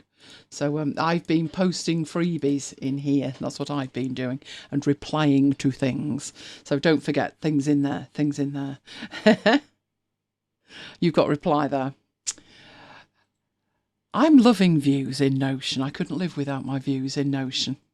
There you go. You got another question, Mike. I shall open the mic up for you. I'm replying the chat. Yeah, you'd have to build a macro, Paul. I'm not sure, actually. If I go to File, oops, I think this machine needs a reboot. It's really, really slow to respond, but I'll do it when we're done. I go to File Options, and then Customize Ribbon, All Tabs, Commands Not in Ribbon. You may be able to do it through customizing the ribbon or customizing the Quick Access toolbar. Doesn't look like it. There doesn't look to be anything there under Views. So probably a macro is the best way, Paul. Do you know, that's been my #1 bugbear with Excel, that and everything else. But no, I always feel with Excel, they make it quite easy to do very advanced stuff. And then obviously, to me, it's obvious, you want to do that as quickly as possible from a button. And that's not easy. Well, the other thing was, remember the personal XLS thing? Yeah. That half of the stuff was put in there and then it didn't synchronise across machines. Just poorly designed was what I would say. Anyway, I'll get rid of that on the screen and get back into here. Because the other thing that we were going to look at is shortcuts. Now, Helen left a comment on one of the YouTube videos, which I will be replying to when I have time to actually sit down. And she was saying that she always finds it sort of surprising that people are amazed about shortcuts. I agree, I love shortcuts. Couldn't live without shortcuts. I've got so many shortcuts. There's so many different ways of doing it that sometimes I think I need to sort of go back to the drawing board and start again. So I thought, oh, there's a bit of a session in there. Looking at the different ways that you can create shortcuts. And sometimes you have to do it a certain way. Sometimes there's just no way to do it a different way. But there are multiple ways. So 3 of the ways that I use frequently are sometimes an application allows you to change shortcuts within itself. Not all applications do allow that. And I often wonder why. One of the last updates to ScreenFlow, not ScreenFlow 9, which has only just come out, but ScreenFlow 8, one of the big features that they trumpeted when they released it was, you can customise your shortcuts. I'm like, really? You know, Word let you customise shortcuts in 1993. And you're only just catching up. But it's true. Not every application will let you do that, but some do. Affinity Photo, for example, Affinity Designer, Affinity Publisher, they have that built in. Then there are third-party applications that will take control of whatever application you're using, and you define the shortcut key that you want to use in that third-party application. Now, I have 2 of those I use frequently. One is Keyboard Maestro, the other's Alfred. One of my biggest problems with this entire system is when I get a new Mac and I'm setting it up, I use a shortcut key and nothing happens. And I think, oh yes, that's not built in, is it? And it's so easy to forget when it's one you use all the time. Just to take an example here, if I move my mouse pointer over there and I do that, where's that coming from? I am holding 2 keys down and it gives me a magnifying glass. Where's it coming from? What application enables me to do that? And if I'm on a different Mac and it's not happening, I need to know that quickly so I can go and make it do it. So the third way is the system. The system has a way to let you redefine or create system-wide shortcuts or application-specific shortcuts. Doesn't matter. Which one should you use and why? It depends. Sometimes you don't have a choice. Sometimes the application doesn't support changing a shortcut key. So you're going to have to go the system way or with a third-party application. But if you have a choice, if the application lets you do it, and you could do it with a third-party application, or you could do it in the system, which way should you go and why? And there is no single right answer to that. Let's see which way Mike would go. If you were making a shortcut key and you had 3 ways to do it, which one would you choose and why? He's thinking now. I can see the smoke. You choose the system way. Why would you choose the system way? Because it's independent of any app. It's independent of any app. Well, it could be, but it might not be. My preference would be to use the third-party app. And my rationale is, imagine that I'm in an application and I want to have a shortcut key to make a PDF. So I've got the print dialog in front of me and I'd like to have a shortcut key that made a PDF from it, irrespective of what application I'm in. Well, that rules out the first option because that's only going to be in one individual application. It doesn't rule out the system preference way, but the benefit to me of doing it with a third-party application is it lives in the settings of the third-party application then, which synchronize via Dropbox, and it doesn't matter what machine I'm on. If I redefine a shortcut key and it's in my third-party application, that will ripple through to all my other machines and I won't need to do anything. But it's not always possible, and maybe it isn't worth your while investing the money in a third-party application just to do that. So you want to use an application-specific way or the system way. So I'll show you all three. Let's go off and have a look at them. So let's have a look at Affinity Designer. Just as an example, it doesn't have to be Affinity Designer. It could be any other application that supports editing of shortcut keys. Now, as I say, not all of them do. But in Affinity Designer, in your preferences, there are extensive preferences, she said, as she put her glasses on. It's rather small. Right, in here you have a whole range of different groups of preferences. There are the general preferences. There are the colour preferences, and you can navigate forward and backward with these. And you have user interface. So you can even change the colour of the interface. So if you wanted to, what can we do here? Background colour. There's no preview. So we'll just set that back to that. But you can do that.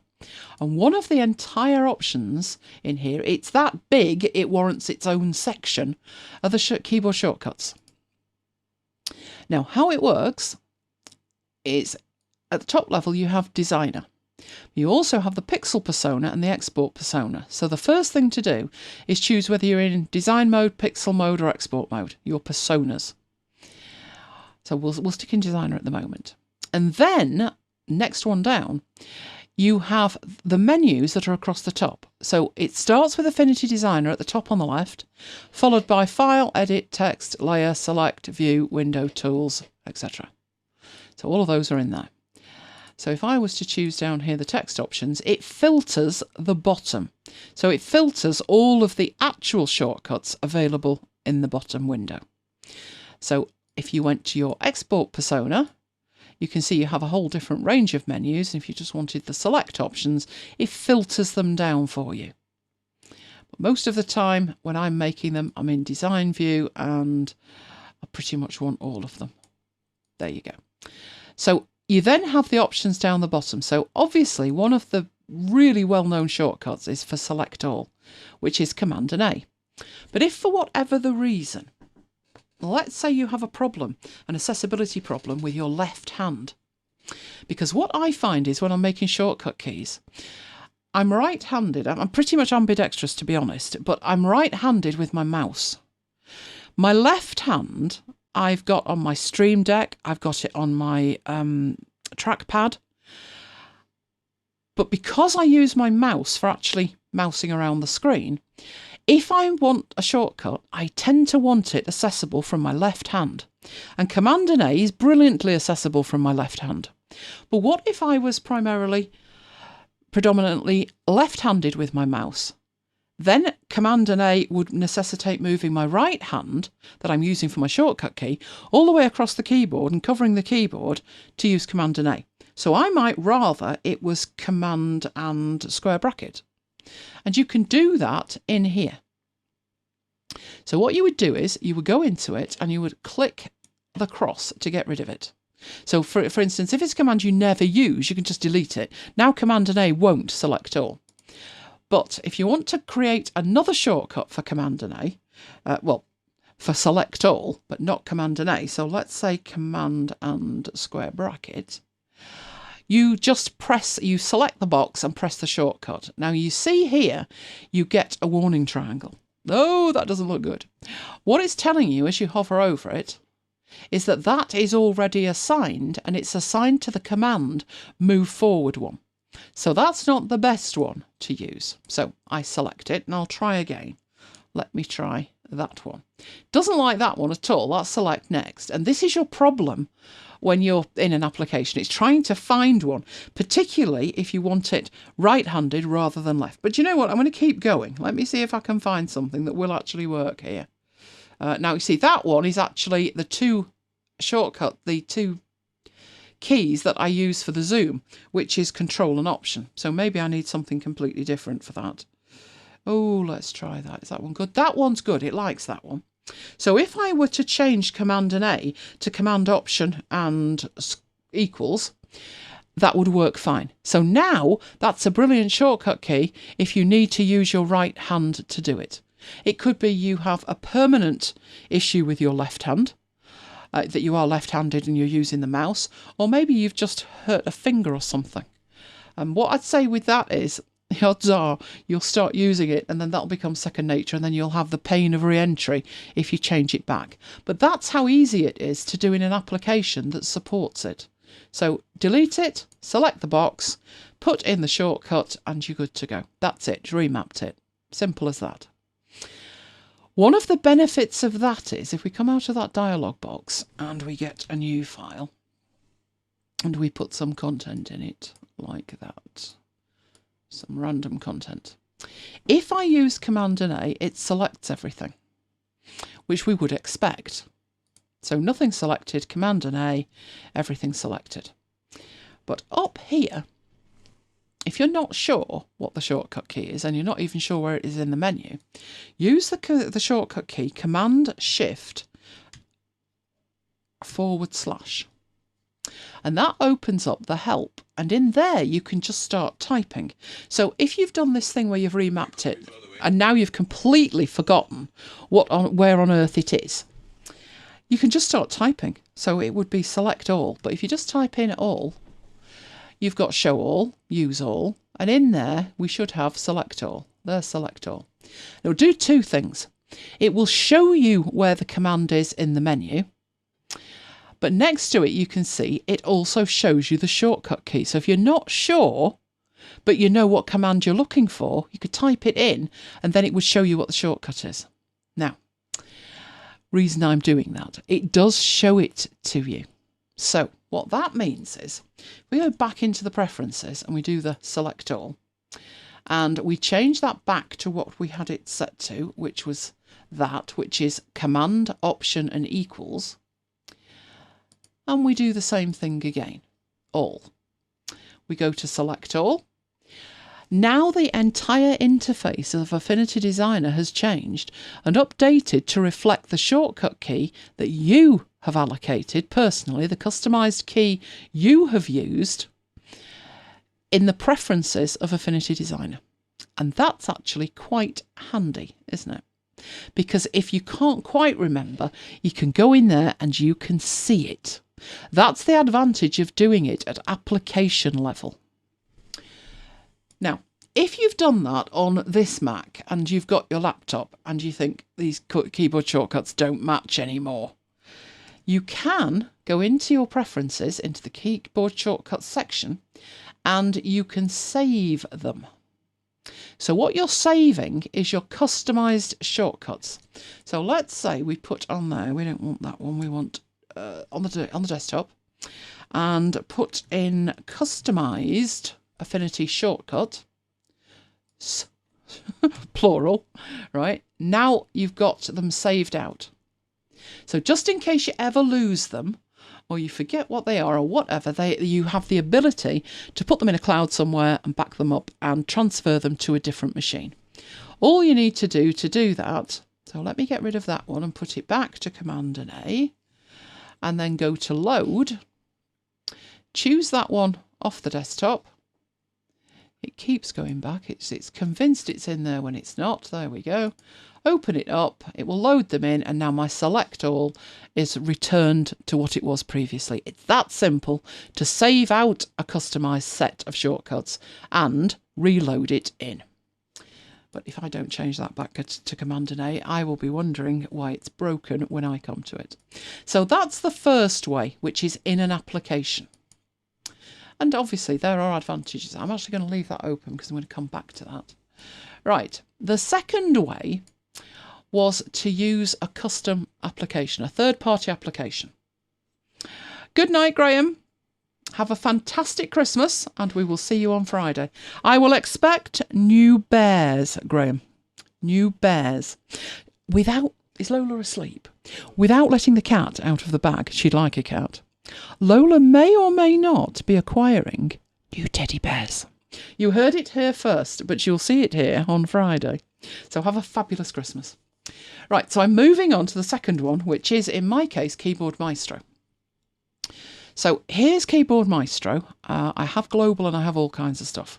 But basically I have a whole list of applications on the left-hand side. And I customise things within them. So in my browsers, I actually have some custom shortcut keys. These are all the browsers I have on here. You can see there's loads of them. Some are custom ones. Podio, Udemy and Our Parishes were custom. They're not installed on this machine. But I have Chrome, Firefox, Canary, Chromium, you name it. I have lots of browsers, hundreds of them. That's one of the benefits of using a third-party application, because if I wanted to customise a shortcut key on every browser, 1, 2, 3, 4, 5, 6, 7, 8, 9, 10, 11. And I actually have others that aren't on there. So I'd have to do it 11 times. Whereas in here, I don't have to. In a third-party application, I can redefine a shortcut key once and then apply it to all of those applications. So for instance, when I'm in a browser, doesn't matter which one, but when I'm in a browser, here's a browser. So let me bring a browser on. That's not a browser. Where have you disappeared to? There we go. That just happens to be Firefox, but it doesn't matter. In that browser, if I want to copy that URL, I do not want to do that. Select in there, Command and C, and then go and do something. I could be down here and want to copy that up there. And I have a shortcut key to do it, which is not that one. Let me have a look. Which one did I do it with? Which one is it? Copy URL. It's Shift Command. Right. So wherever I am, even if I'm down in here and I'm selecting something like that, if I want to copy the URL, I do the whole thing in one manoeuvre, which is Command, Shift and C. And you'll see it focuses at the top, selects it and copies it all in one go. And that happens because of that in there. But it's the same shortcut key for all of those browsers. A more important one for me is, for many years on Windows, I used Opera. And Opera has a built-in command. The built-in command would let me open up a new tab and then paste whatever is on the clipboard into the URL. But you'll notice the URL bar is not selected. But it doesn't need to be for me to do that. Doesn't matter what's selected, as long as Firefox is up the front, I can highlight or focus the URL bar, paste and press enter. And that's what that does. So the third-party app is better when you want the same shortcut key in multiple applications and the application doesn't support it. So it's not a single shortcut key. Look at that. What it's actually doing is typing Command and L, Command and V, and then pressing return. You couldn't do that if you think back to the Affinity Designer example. In Affinity Designer, the option to change the shortcut keys there, but it's only allowing you to change it from A to B. It's not allowing you to basically create a little macro like that is. So that can be why something like Keyboard Maestro or Alfred is better. It gives you much more flexibility. Also, I said about it synchronizing. In here, where's it gone? Launcher. Not seeing it there. It's in here somewhere. Maybe it's somewhere else. Maybe they moved it. I set this up once and it just works, so I never fiddle with it. You synchronize this. Trust me, I do. I synchronize it. I'll actually show it you synchronizing. It's in Dropbox, this one, and I leave it in there. It is in the apps folder. Or I thought it was in the apps folder. Maybe I didn't. Maybe I manually did it. Is it in application support? There it is. And in there, you can see I've got conflicted copies from ages ago. But this is the actual file with all of those macros in it. So that's what synchronizes them across devices. So for me, if I was to go in there, there must be somewhere for that, you know. It should have been in preferences. I'm sure I did it in preferences, but maybe they moved it. You never know. You never know. So if I were to change the shortcut key for that or add something to it, it would update across all my devices. So there is a benefit to using this system, but there's a downside as well. It wouldn't enable me. So this copy URL or this one, as it happens, they're not in the interface. There's nowhere you could go in Firefox and find the command because I've made the command. But if what it was, let's say, sync now. So let's say I wanted to create a shortcut key for sync now. There's nothing actually to see doing that one, is there? Let's see if there's something that's a bit better that doesn't have, like an email. No, don't go there, woman. That will start opening up all kinds of stuff. I'm trying to find something that hasn't actually got a shortcut key. We'll use sync now, it'd be simpler. Right, in here, that doesn't have a shortcut key. Does Firefox enable me to customize shortcut keys? I don't believe it does. It's pretty tricky with things like that. It will let me change shortcut keys for extensions, but very begrudgingly. So if I wanted to change, I wanted to have a shortcut key for that, I'd need to go make it. And I'd need to do it in one of, if you remember the slide, let's go look at the slide. Look at the slide. The app doesn't support it on the left. I've got to do it one of the other two ways. And the way we're looking at right now is the third-party app way. And yes, I can do that in the third-party app. All I need to do is know where it's coming from. So it's in Firefox, it's Tools, Sync Now. And this is all you would need to do. I would go to Firefox. Here's all my special Firefox shortcuts. I would add one. You can call it what you like, but I'll call it Sync Now. In fact, what I do is put the actual command. Need a new trigger. I'll go for a hotkey, and then I would put in a shortcut key for that. I'm going to go for something absolutely hideous. Hopefully that's not allocated to something else. Then I need to tell it. So I've told it in what application. I've told it what I'm going to press. Then I need to tell it what it needs to do. Now, it doesn't have a shortcut key already. So how do I get to it? How do I hook into it? Well, I need to create a new action. And the action that I need is I need to access it via the menu. So I need to select or show a menu item. So drag that on. What is the menu called? Menu title. Well, it was Tools. And then the menu item itself was Sync Now. Now, it's got to match perfectly. So let's go back and check. If there was a dash in it or if there was a ... you have to put that in. Now, I'm going to ask you a question at this point. I've got Kim saying shortcut key shown in the drop-down menu. What you set up in Keyboard Maestro. Was the shortcut key you set up in Keyboard? No, it wasn't. No, it wasn't. That's coming from the system. It's coming from the application. That's one of the problems, and that's exactly, you'll get this when you see what I'm going to do here. The problem if you do it with Keyboard Maestro is it will not appear in here. So it will look like in Firefox there's no shortcut key. There is, but it's coming from Keyboard Maestro and it will never show in the interface. So let's check that's right. Tools sync now, that should be absolutely perfect. And at that point, if I come over here and it was 4 and T, and if I go in there and I do 4 and T, it will synchronise now. It's working, but it doesn't look like there's a shortcut key. It will synchronise, it will go all the way across all your machines, and it'll be fabulous as long as you remember what the shortcut key actually is. So that's what it does in a third-party application. Now what I'm going to do is I'm going to disable that now. So I'm going to take the tick out of the box so it's disabled, because I'm going to show you the third way. So Keyboard Maestro is fantastic. I would say the only downside with it is any shortcut key that you create, it will not show up in the interface. It's the one flaw with it.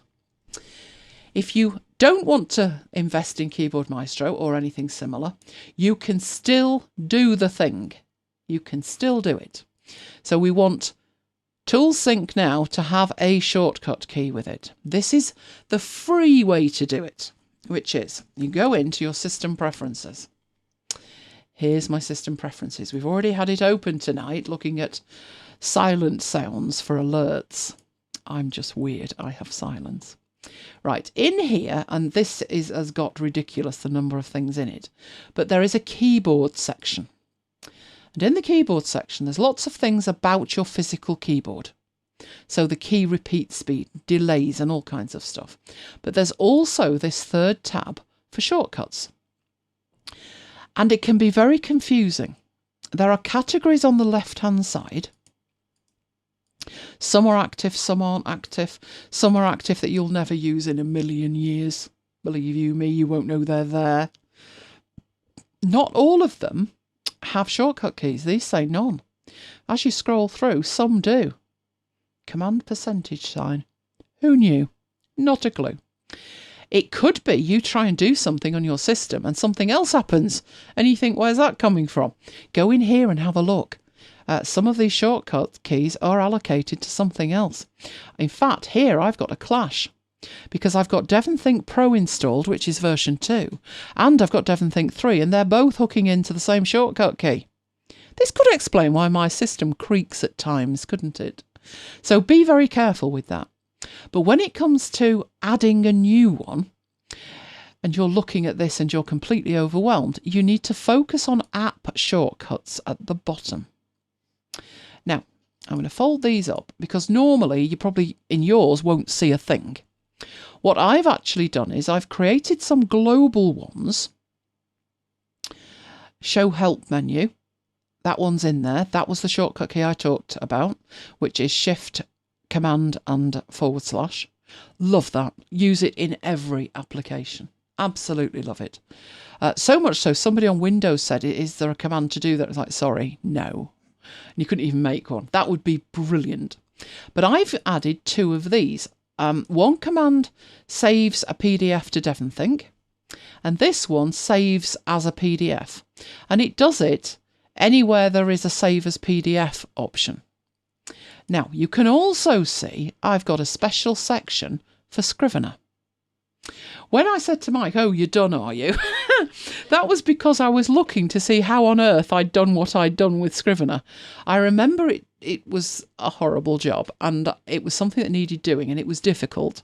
And I was thinking, how did you end up hooking this up in the end? Right, but this is how you do it for a new application that's got no custom shortcuts at the moment. You hit the plus at the bottom and you go find the application. So obviously, if it was all of them in all applications, whenever there is a menu called Fred, do this with a shortcut key. But this isn't. I only want this to happen in Firefox. So it's got all of my applications listed alphabetically, and there is Firefox. Then you need to add the menu title. Now, this is where this isn't actually very helpful. What's the menu title? Because when we were doing it in Keyboard Maestro, it was simple. It said menu name or title, I think, which was tools, and then you put sync now. But this one doesn't give you the option. Now that's a problem, because if you think about some applications, let's have a look. at an application. This should be familiar. Reminders, emails, advent mails. In Scrivener, you've got top level menu options across the top. So you've got, say, View. Within View, you've got corkboard options, and within there, how many cards across, and within there, so you're how many levels down? 1, 2, at least 3, possibly 4 if you count the view at the top. And that can happen in here, you know, snapshots, show the changes, comparison granularity. I want that one by word. That's difficult because it's so many levels down. What you would do in Keyboard Maestro is you would put that many level down. You would use what I would say is a fully qualified path to the menu option by word. I would have one top level that was documents, and underneath that I'd have a menu called snapshot, a menu called show changes, a menu called comparison granularity, and a menu called by word. In a way, that makes a lot of sense. But this is the system, and that's what it gives you, and there's no way to put more than one, so which one goes in there? And the answer is the final one. The very last menu option that you want to activate. So if we think back to Firefox and what we were trying to do, it was Tools, Sync Now. So the word that you put in there is Sync Now, and it must match perfectly. This is like DOS in the old days where you had to know what to say to it. There's no help in here at all. So you would put Sync Now. And then you would give it the last piece of information, which would be the shortcut key that you want to use. So there's only 3 pieces of information you need to give it. But before I finish that, go tell me what the problem is with that. Now, I stumbled across the problem. There's a massive problem with that. Apple have no intention of addressing it, ever. So what I did when I stumbled across this problem was get in touch with the developer of the application. Now, the application was Scrivener. And when I pointed out what this problem was, the developer went, "Damn it, you're right. That's a huge problem." So I said, it is a huge problem, isn't it? The problem is so huge, I could not use this way of doing it for a very good reason. So can you imagine what that problem might be? Given that, I'll hone you in a bit while you have a think about it. I do like to challenge you. There can't be anything wrong with choosing the application at the top. It obviously means you can only do it one application at a time, but apart from that, there's nowhere to go with that. That can't be wrong. The shortcut key, it wouldn't stop you putting in one that couldn't be used or one that clashed with something else. But other than that, it's hard to go wrong with that either. So it's the middle bit, that menu title. But as long as I go back to the application and I copy it perfectly and I make sure there's no spelling mistakes, what could possibly go wrong? Shall we see if Mike knows, if Mike's awake? No idea. Can't see a problem with that at all. It's not a problem that happens often, but it is a problem that does happen. In some applications, you may have...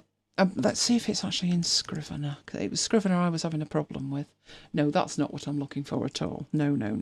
You're hyper-focusing on that, and I'm trying to focus on Scrivener. Right. Scrivener has a lot of functions, and because of that, it has a lot of menu items.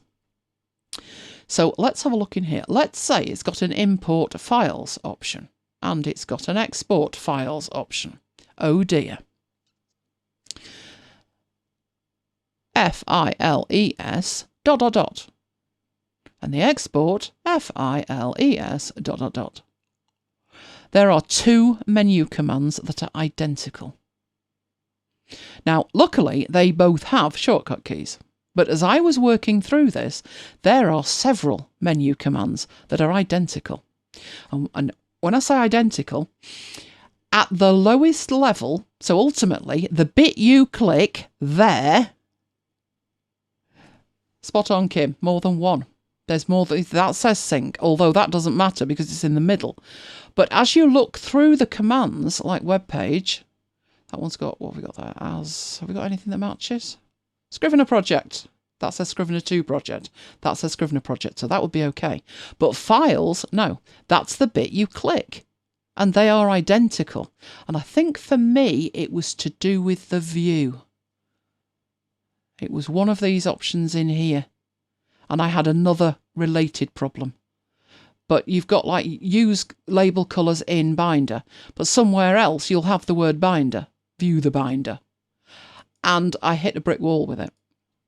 So you have to be aware in here that this menu title you type in needs to be unique. If it's not unique within the single application you're using, it will get terribly, terribly confused. And as I pointed it out to them, I don't think anybody had ever pointed it out before. To me, I think Apple need to deal with that, because as applications have got more complicated and they do more, it would be very difficult to make every single final menu command different. Obviously, if you use the example I've shown you, importing files, exporting files. What do you want me to call it? It's files. You don't want to have the word export files and import files in the actual menu.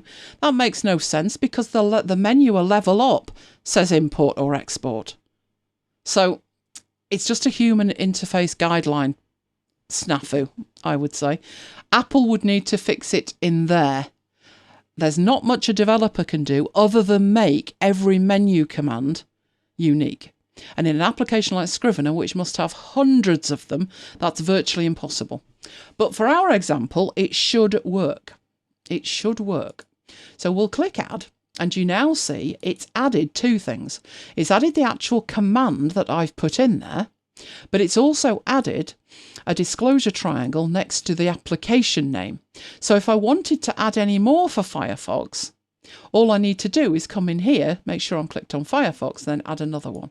When I do that, it automatically populates the application with Firefox. It just saves one extra step. Right, so that should now work. Now let's move that out of the way and go back into here.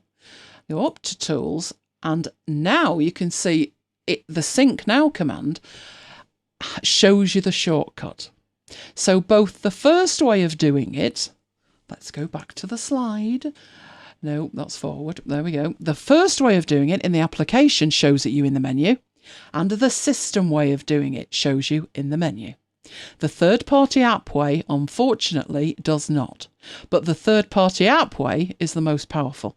It can synchronize and it can automatically enable you to have the same shortcut allocated to different applications. And the third thing it can do is you can sequence shortcut keys. So the middle way is by far the most powerful, but it has no way to hook into the interface to actually show you the command in the interface, so you don't get the nice little shortcut key next to it. But you've now done exactly the same as you did the other way with the application, and you can use that shortcut key to actually do it. And you saw the thing flash slightly as it did it. So those are the three ways that you can do it. None of them are right and none of them are wrong. It's whichever one works. As you can see, I have multiple things in here. I have Keyboard Maestro doing it, but I also have these two set up at system level, and I have my Scrivener one set up in here as well. I wish I could remember what I was doing with the Scrivener ones, I'll be honest. The Scrivener one, I can tell you, was something specific. I know exactly what I was doing with it. I'm wondering if I can just check a couple of things and then I could actually show you what I was doing with it. I've no idea why it's in there twice. That's my concern. And I don't have time to look. Let's have a look at Scrivener. Right. System structure. When that is pressed, do that. Why did I do that? Oh, this is a good one. This is a really good one, to be honest. Yeah, what I had to do with this one, this is really advanced, but you know what, it's Christmas, let's do it. Right, here's the problem. Let me show you Scrivener. Scrivener's fabby. Scrivener's got loads of features. Right, let's have a look at what I'm doing here. This is the email generator. You know all about the email generator, don't you? Here's all the emails for Advent. We're on the last day. They go green when they're sent, which is fabulous. So I've got one left there. That one. Don't lose it. Don't move it. That one there.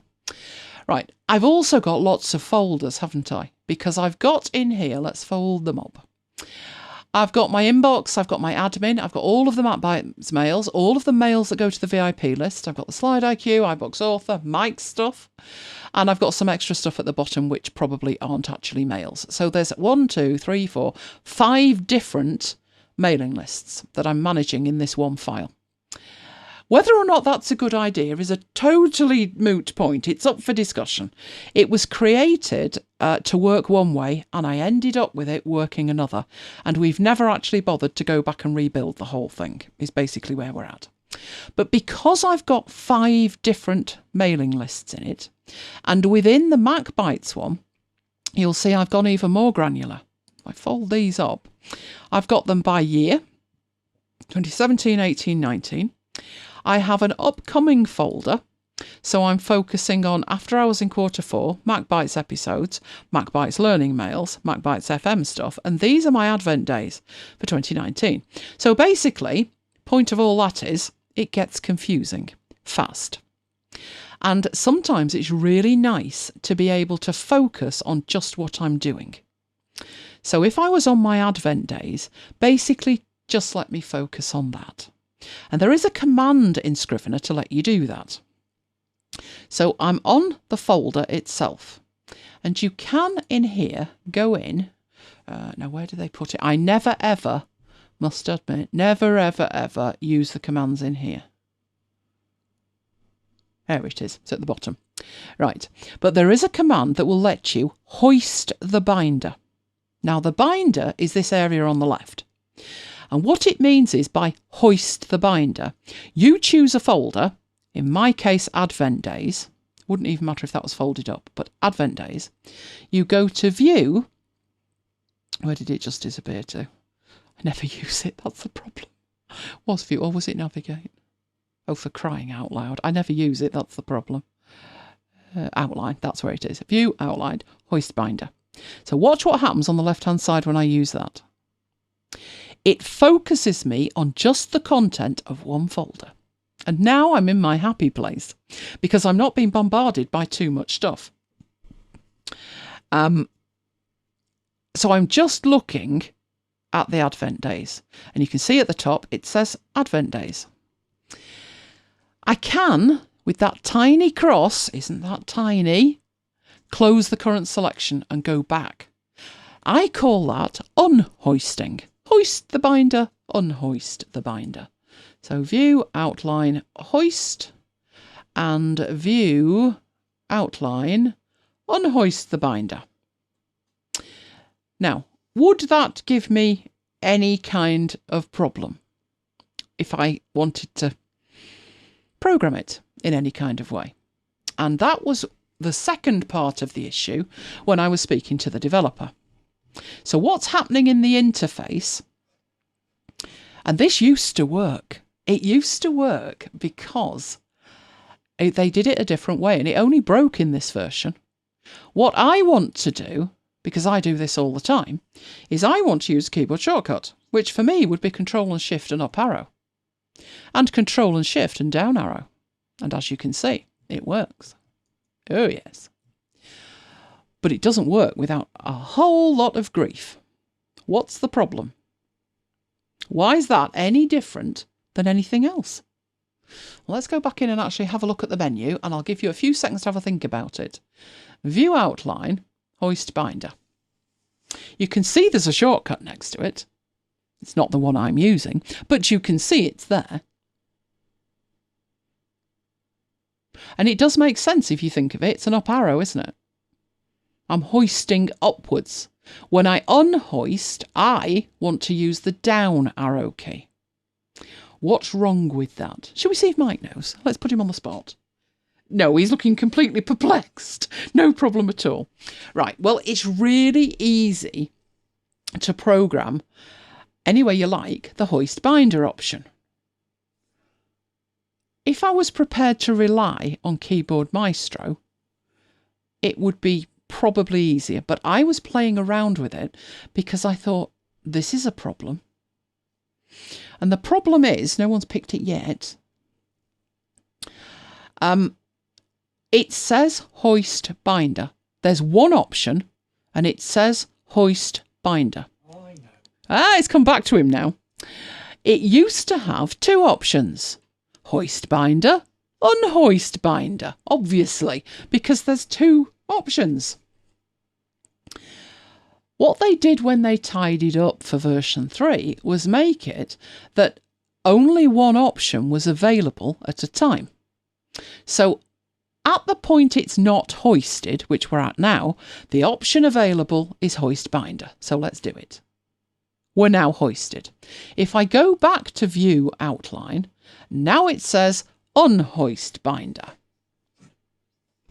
Why are you sniggering away over there? You are a bit. So the problem with that is you can't even see the other option. It's just not there. And I had a problem because of that, trying to use the system. And I spoke to them about it. They agreed with me. Yes. So basically I told them they'd broken two things at that stage. Because you couldn't see it, it got confusing. And I could not find a way to program it in such a way that I could use two different keys. So let's look at it again and have a think. Unhoist. Right. View, outline, hoist binder. Look at the shortcut key. Forget the modifier keys. Look at the one at the end. Hoist up. Simple. Simple, simple. Let's do it. Go back. View, outline, unhoist. Same key. It's what's called a toggle shortcut. You have to have the same shortcut key. So obviously in Scrivener, as you can see, it has. So if I was to use that shortcut key, I'm using, I can go picture in picture so you can actually see this, you know. Oh, it's Christmas. Let's get excited. Let's get excited. There we go. Keyboard. Right, let's hope you can just about see. I'm doing all three. You can't see that. Let's move that down a bit. These three keys here. Fraction more. The Shift key and the T key. And there it is, if I actually focus on Scrivener, obviously. There we go. So it is... It's not T, is it? It's the up key. That one there. Hoist, unhoist. Hoist, unhoist. It's the same key. But my problem was, for years and years, and I mean like 12 of them, I'd used Control and Shift down here, but I can just as easily use that one. Control and Shift and up arrow. And Control and Shift and down arrow. Couldn't get my head around it. So I needed to find a way to make it work, and basically it didn't, wouldn't, couldn't. So this was what I think I did. That's what I was saying. I wanted 2 more minutes more to check that, but Mike had finished, so I had to carry on. So what I think I did, well, I know I did this in the system. What I did in the system, let's unhoist it. Let's go back and show you what's in here. In Scrivener, there are 2 commands, hoist binder, unhoist binder, and they use the same shortcut key. They have to, because that shortcut key is in the interface. It gets uppity if I don't do that. But for me, I couldn't live with that. So I took it a step further. I've programmed it at system level. What I then did was went into Keyboard Maestro, I do believe, in here, and I programmed 2 shortcut keys. And you'll see, look, hoist version 3, hoist version 3. Blah. I had such problem with it. I've got hoist and unhoist and loads of them while I played around with it to try and make it work. The 2 that ended up working are that one and that one. So it's a system shortcut and it will hoist it. And it says, triggered by any of the following keys. The keys I want to use, basically. Shift, Control. Control, Shift, up, arrow, hoists. So let's go in and edit it, and you can see it's Control Shift Up arrow. When that's pressed, tell Keyboard Maestro what to do. And what it does is use the long shortcut key, the system shortcut key, which is Control Option Shift Command Up arrow. Right. The next one, the unhoist, it's a different hotkey, but it performs exactly the same command. And that was the only way I could get back the functionality that I had before. So I'm showing you that one. It's very advanced. It depends if you stumble across the same problem I stumbled across. Now, it's looked like Pete's having problems as well. Copy and paste text. When I tell publisher to apply body text, lose the sub and superscript. Is there any way to preserve it? Slightly different question. Nothing's gone missing from the interface. I will have a look at that, Pete. But in here, in relation to the shortcut keys, you could have an application where it's that complicated that instead of having two commands and dimming one out, disabling it, they actually totally take it away, and it causes havoc. Total havoc. That's the only way I've found to work around it. But that also shows you that sometimes, irrespective of your preferred way of doing it, so I'll do it through the system. It's free. I'll do it in there. Halfway there, but no coconut. Because when they choose to hide it, it just won't do it. Now, one option was just use the shortcut key, the single one. Just use one. Use the up arrow all the time. I couldn't get my head around it. For 12 years, I've been doing it a different way. So I hooked together two different ways of doing it, the third-party app and the system. And together, it brought back the functionality that I had before. But as was proved at the very beginning of the demo, when I wished Mike had gone on for 2 more minutes, I was in Keyboard Maestro trying to find where the shortcut was that I'd created it. How exactly had I hooked it all together? Obviously, what I need to do is document that, isn't it, Mike, and put it in our little wiki. Because if I was setting up a new Mac, I'd be like, what did I do? What did I do? Unfortunately, there's no way at system level to export those. They've all got to be set up by hand. It's a nightmare. It's horrible. That's why I don't rely on all of this lot over here. Basically, just turn that off. I'm not bothered. Not bothered. Shortcut keys I keep, but the rest of it I don't use. I really don't. Just that and the app shortcuts, that's it. Obviously, I won't be using the Firefox one, so that can go away. But this one, that must stay there. That must stay there so I can hook into it. There is no inherent shortcut key to either of those in Scrivener. I've had to create them in here and then basically change the shortcut key using Keyboard Maestro. You shouldn't have to do that. But it just seems as computers get more advanced, they also get more stupid. That seems to be it. That's how I describe it. So I have to say very clever, very clever. Thank you. Thank you. Really, it's just desperation. Every time I use that shortcut key, I'm like, I don't want to use the menu and I can't remember the other shortcut key. It's got to make sense for me. Obviously, if you're going to bother to learn the shortcuts, the reason is either you are struggling in some way because the shortcut keys don't work for you or something, or you're trying to make your work faster.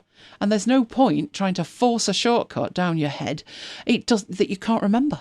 And I tried, and it bothered me enough that I assigned a couple of hours to it and then sat there and realised I wasn't getting anywhere. So I got in touch with the developer and like, is it me or does this not work? And clearly they had no idea.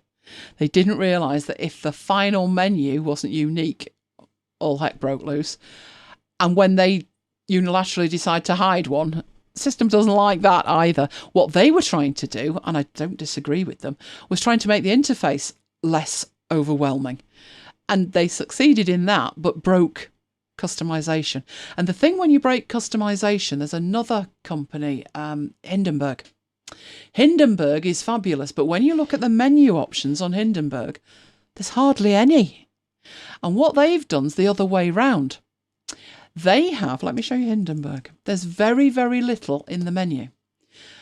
There's loads more that it can do. So, I mean, that's fairly basic. Your edit's fairly basic. Your view is literally just toggling off interface elements. Your tools, there's 2 of them. Wow. Don't go overboard. And then you're into window and help. That's it. But there are a million more shortcuts, believe you me. Over here, you can see they actually tell you what some of them are. So there's loads of shortcuts. Problem I found was, because they're not in the menu, any of them, I can't remap them. Because to remap them, I need the menu to hook into. You know when I said Tools Sync Now? I actually put in Tools Sync Now. If it's not in the menu, I can't remap it. So if you remember, I went to a podcast conference in February and the developer was there and we were early. It was fab. I went over and said, hello. You know, I use Hindenburg. And he said, oh, do take a seat. I thought, you'll regret this. Anyway, about an hour and 20 minutes later, we were deep in conversation and he was talking away in a foreign language to his developer with my list of requirements.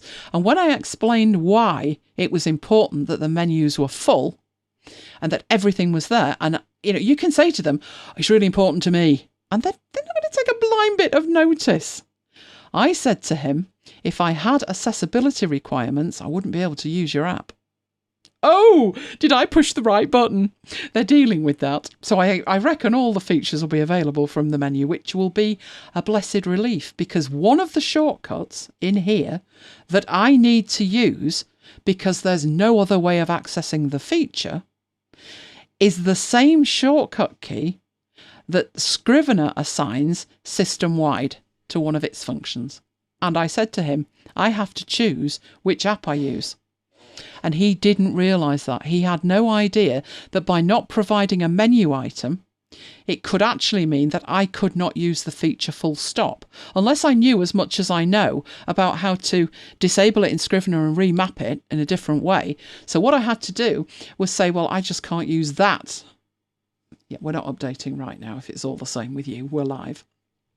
I cannot afford to use that shortcut key in Scrivener.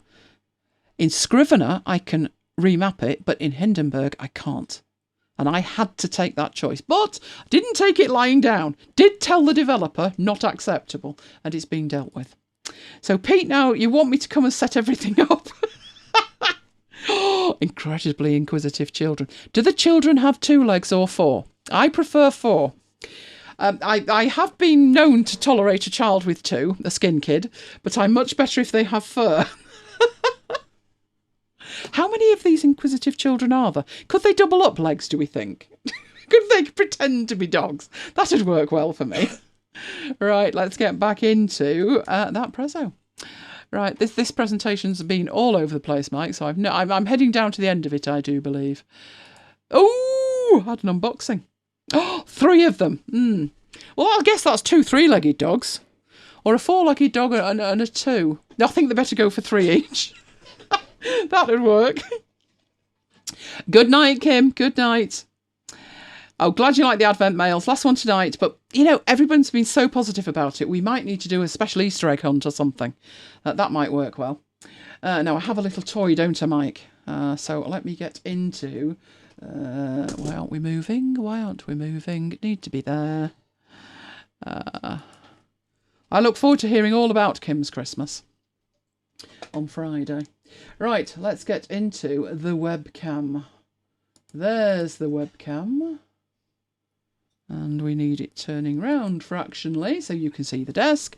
Need to get the computer out of the way. Had to plug that in. Had it down to 10%. That's not good.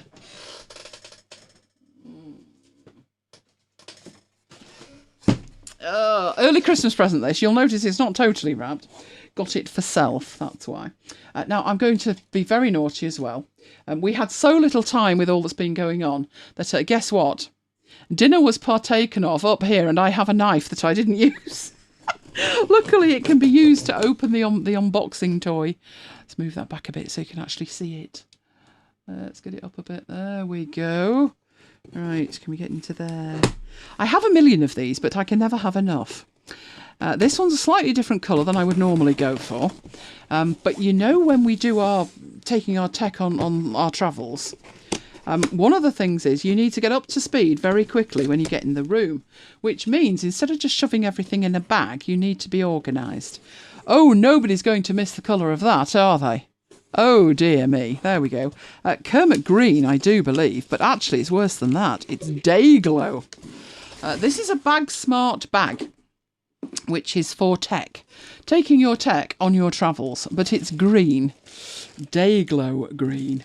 What I intend to do with it is put my primary stuff in it. The stuff I need as soon as I walk through the door. So power supplies, I have extenders for stuff, what do you call them? The RAV power thing. Basically, you plug into the hotel Wi-Fi and then share it, that thing. I shall look forward to seeing that, Pete. A kids' theme park pass. Yes, I want to see this. Right, here we go. There we are, getting in it. So I decided to go for the bright green one. On the basis that I would then know that that's the first bag I need to open. And it'll have in it the primary power supplies and everything else that I need. These come out, I do believe, so you can design it however you want if you don't want that. So it would be good for cameras and everything else as well. If you need to move it along, you can do. They all come out. It's actually, because it's the same brand, which is Bag Smart, these would work in the ones I've got, so I can take them out of other ones and bring them in here if I need to as well. And I put in there my USB charging blocks, cables, and primary, basically charge it. My chargers are my important thing in there. It has got this thing at the top, and in there it's got an SD card thing as well. Now I took a camera away, and I'd been moving things off it. If you remember the camera that I got with a wicked zoom on it, I'd been taking the photos off it and I forgot to put it back in the camera. So when I went away, I didn't have a card. So I've taken to putting an emergency card in there. And that way I've always got one with me. Another thing that I would use an SD card for when I'm away, in a hotel room, we tend to only go for dog-friendly hotels, but obviously dogs aren't allowed in the restaurants. They're allowed in the bars and places, but not the restaurants. So when we're down for breakfast, I leave a camera, an IP camera in the room. And that also has a slot for an SD card, so it will actually record. So that's really useful. I used to think with that, who in the right mind? But I bit the bullet and I put a 32 gig card in there, and I've needed it twice. This is because I can't pack. Bad girl. Bad girl. So that was my Dayglow won't miss it, saying to Mike, so when I say to Mike, can you pass me that bag? No, Mike, the other one. The Bag Smart one. No, the one on the left. Now I'm not going to need to. Mike, give me the Dayglow bag. And you'll know which one, won't you?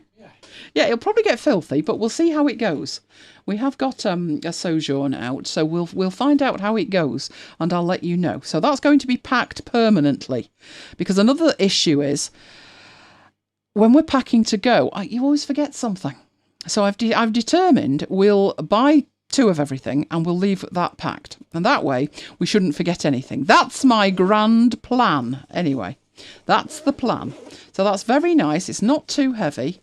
It's nice and hard at the bottom, so I wouldn't be worried about anything coming to grief in that. Handle's nice enough, so it's just a matter of how long that colour stays like that before it's filthy. There was a black one and there was a navy one, but the whole point was I wanted to be able to say to Mike, the emergency bag, the one with the power supplies in, and he will know which one that is, so I went for that colour. Other issue was that was £6 and the black one was $16.99. No, I couldn't work that out either. I have no idea why. I guess it was a sale item. You know me and sale items. But it is a decent brand. If you are in the market for something to take on your tech travels, I can highly recommend these. I also highly recommend packing it in advance, lest you forget something, like me. So that's this week's unboxing. Hopefully, Mike will thrill me. And by Friday, I'll have lots more. He's looking a bit dodgy. Go on, tell me you've spent a fortune on me. Of course. He says, of course, I don't believe it. We'll see. We'll see what comes out. I know there's something, but I'm not at all sure that's a good idea to share. We'll find out. Compression bags for clothes. I've seen those. I've never tried them. That would mean touching the vacuum cleaner, wouldn't it? I believe they don't crease stuff. That impressed me. I've also seen people that they packing cubes. I must admit, I don't do the packing, Mike does. So I leave him to it. But I believe packing cubes are handy as well. All I can get concerned about is the tech, and I will be honest, I take far too much. But I always think you never know what you might need when you're there. As was proved when somebody asked me, and this was only about 6 months ago, I need a cable to charge my phone. And I thought, brilliant, you've come away with no cable for your phone. Brilliant.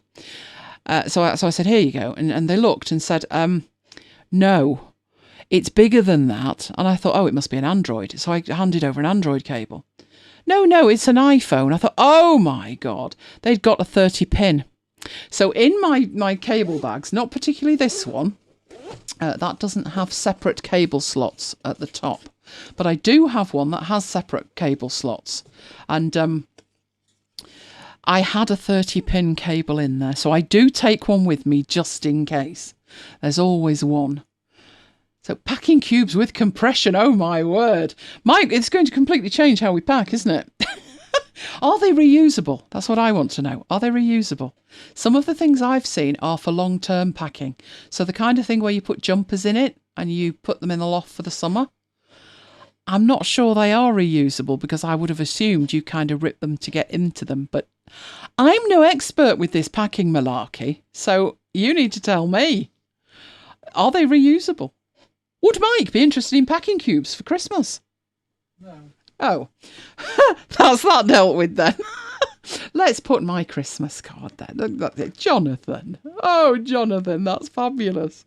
We love that. He's so good. He's so kind. Love you. Haven't got a picture of him in his hat yet, have we? Did we put that up? No.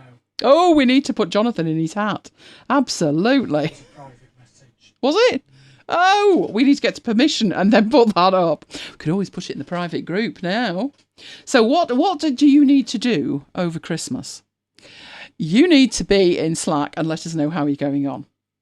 And has it cost you a fortune, Pete, over Christmas? With 3 little ones. My word. Oh dear, that could prove expensive. Sent them all to bed. How little are they? Or Santa won't come if they don't. Are they baby little and can be persuadable, or are they a little bit older little and not persuadable? We've got a family friend and they've got 3 kids, 12, 8 and 5. And the 12-year-old's so cool, isn't she? Yeah. She's too cool for school. And she just rolls her eyes at everything. The 8-year-old's fabulous at everything, but it's the little one that we adore. She's just so sweet. We met her over the weekend and she had a tiger with her called Tigery. And yeah, I'm all right with that. I managed quite well with a 5-year-old. Don't know how I'm going to be when she's 6, 7, 8 and 9. Anyway, let's get back to... Where's the Mac? There's the Mac. Let's get onto that so I can do that. And find that.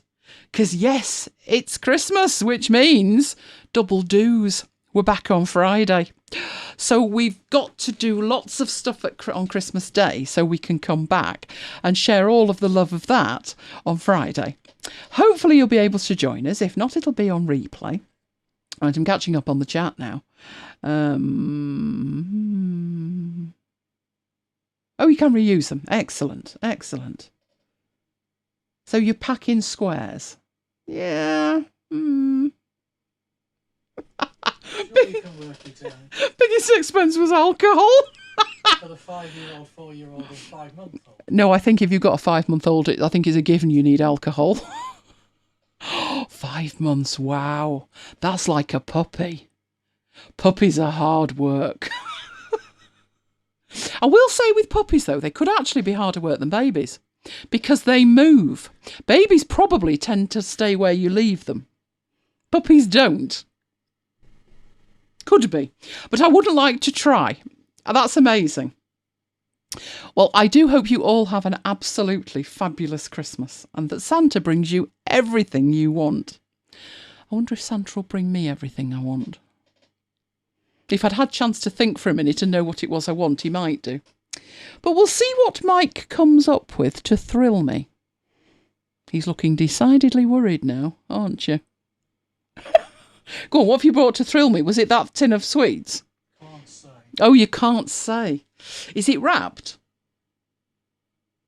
He's not He's not saying that either. No, what he's thinking is it too late to get out to the shops? Is what he's thinking. Is that right? I thought so. But never mind. So we will be back on Friday. Now, what are we covering?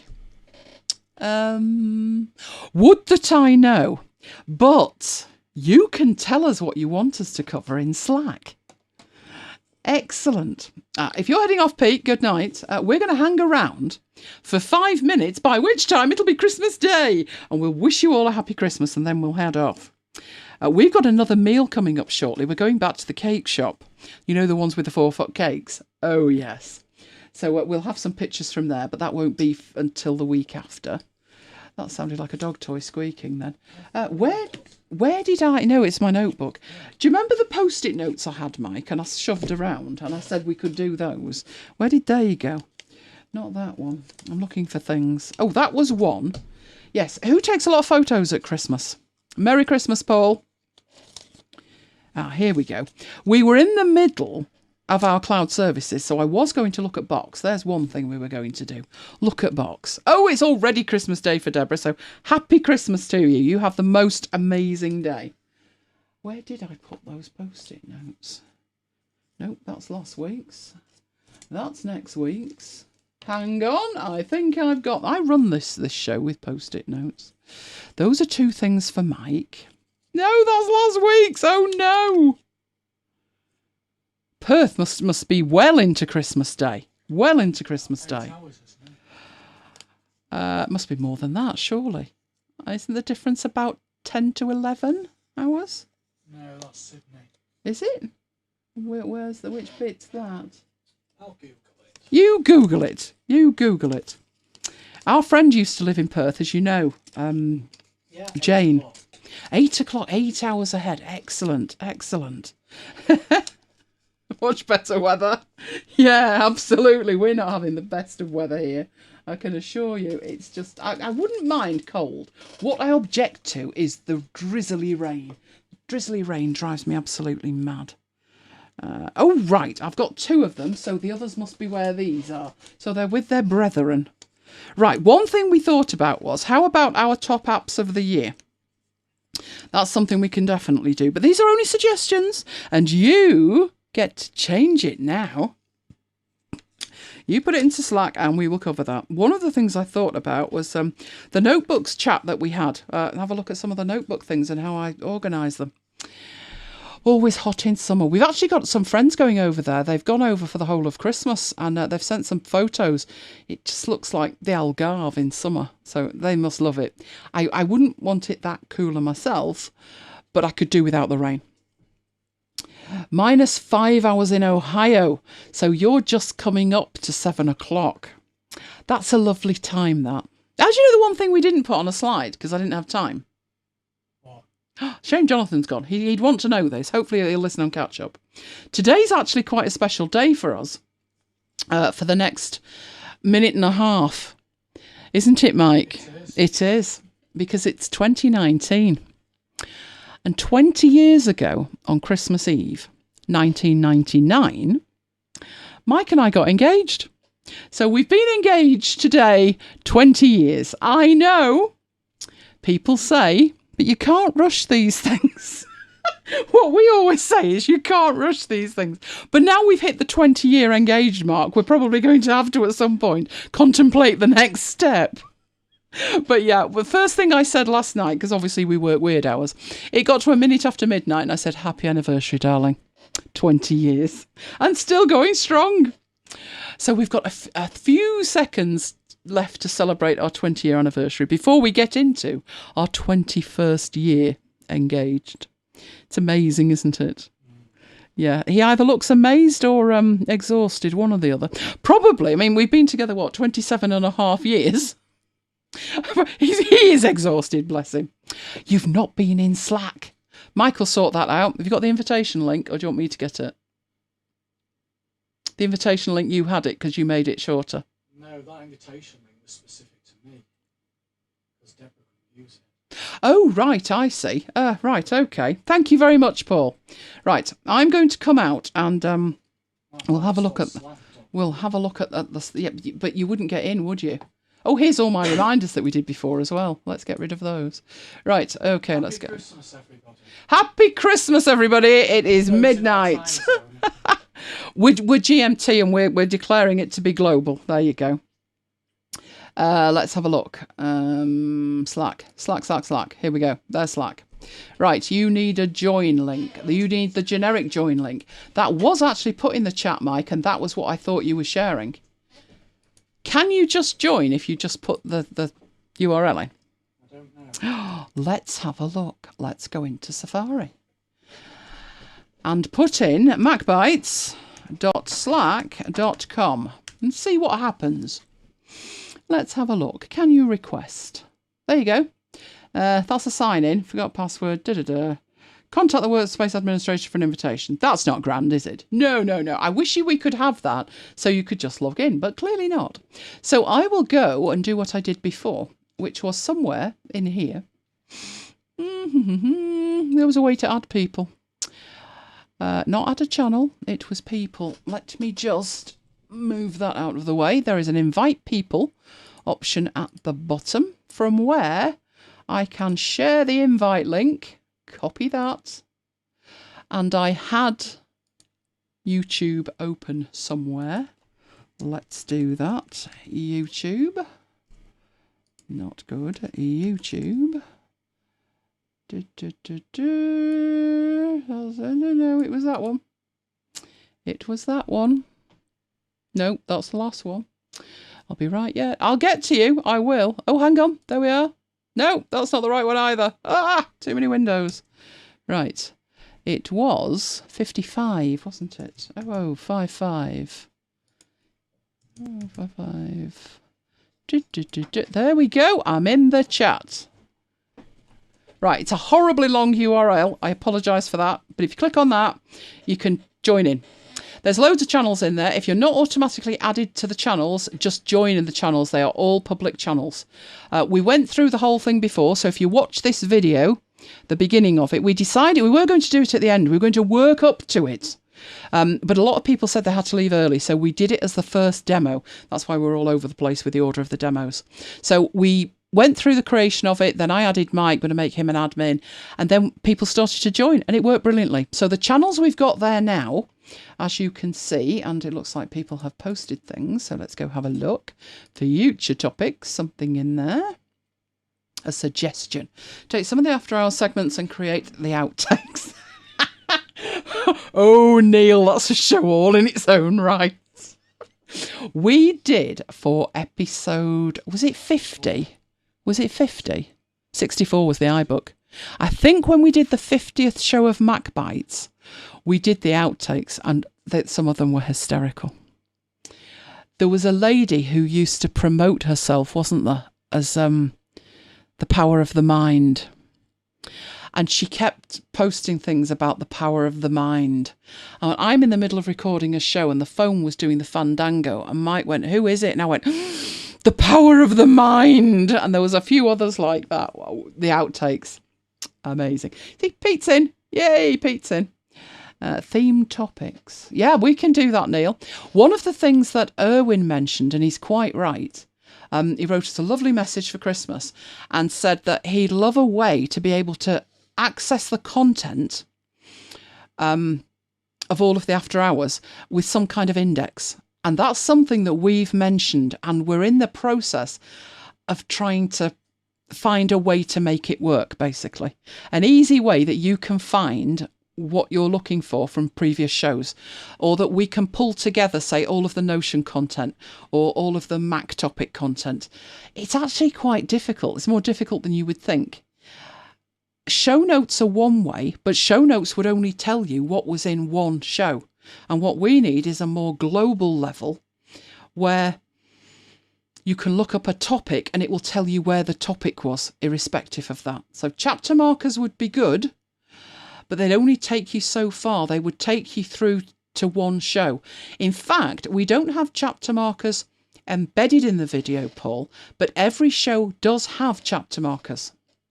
How you access them, if you go onto YouTube, now it depends when you go onto YouTube.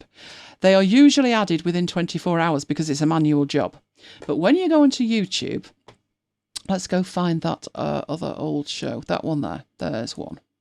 This is the last show that we did, where we're talking about Hindenburg. Down the bottom here, at showtime, what that looks like is this, because this is the show right now. So at showtime, it says join us live on the date for more geekery and fun. It always says that. But once the show's disappeared, it gets replaced by that, which is the index of what we covered. And these timings that are blue are links. So if I wanted to jump to the advanced masking in Affinity Publisher, you can see where I am now. I'm on the Hindenburg trial thing. But if I actually clicked on the advanced masking, it would automatically take me to just the right spot in the video. So we do have chapter markers that are clickable. You just have to wait while we've actually got the video and we can see when exactly they were. And we put them in. Every video has got one of those, but that doesn't help you find related content in other videos. So that's our Christmas project, I think, isn't it, Mike? Yeah. And that does allow you to play that back and you can see the chat and the chat comes through in real time with it. So we need something like that, but we need it across the board. That's what we need.